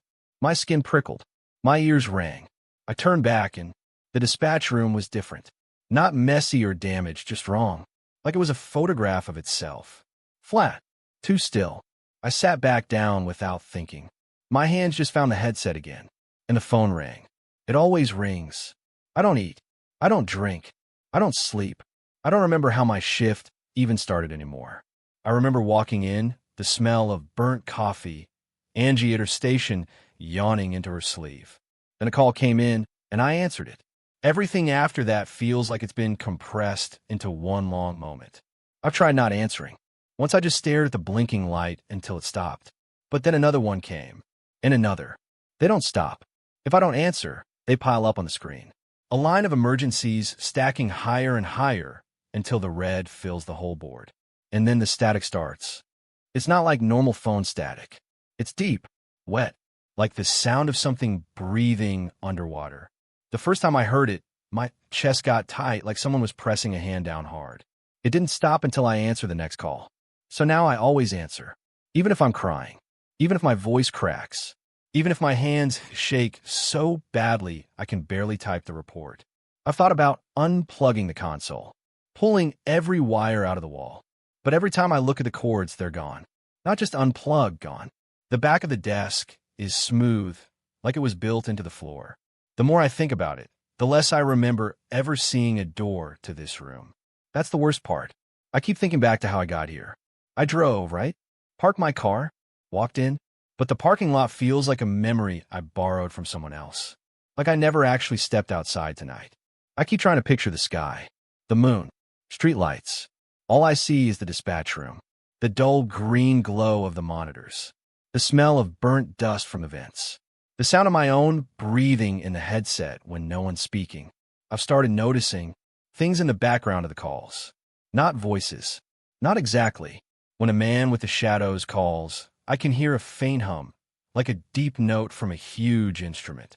When the boy whispers about the thing under his bed, I hear something moving. Slow, heavy, like a body dragging along the floor. And when the woman with the fire calls, I can hear laughter, low and quiet. It doesn't belong to her. Sometimes I think I hear it in the room with me. But when I turn, there's nothing. Nothing moves here except me. And yet, sometimes the shadows seem a little closer. I've started to wonder if this is it. If this is my life now. This chair. This headset. This same minute replaying forever. There's no sunrise coming. No one to shift. Just the calls. I've tried talking to the voices differently. Once I told the boy I was trapped too. He didn't respond. He just kept whispering about the thing under the bed, like he hadn't heard me. But right before the call dropped, I thought I heard him say, "It's with you too." The line went dead before I could ask what he meant. Sometimes I think if I just stop, if I just put the headset down and close my eyes, I'll wake up. Then maybe I'll find myself at home, in bed, the alarm going off for my next shift. But I'm afraid. afraid that if I close my eyes, I'll open them and still be here. That I'll look at the clock and it will still say 3:07 a.m. That the phone will still be ringing. And that I'll finally know for sure. This shift never ends. I think about Angie sometimes. And Mark. And the rest of the team. Were they here too? Are they still? Or am I the only one who answered when the night called? Maybe they went home. Maybe they woke up. Or maybe they're in their own rooms. Their own clocks stuck. Their own voices they can't stop hearing. The phone's ringing again. It always rings. I answer.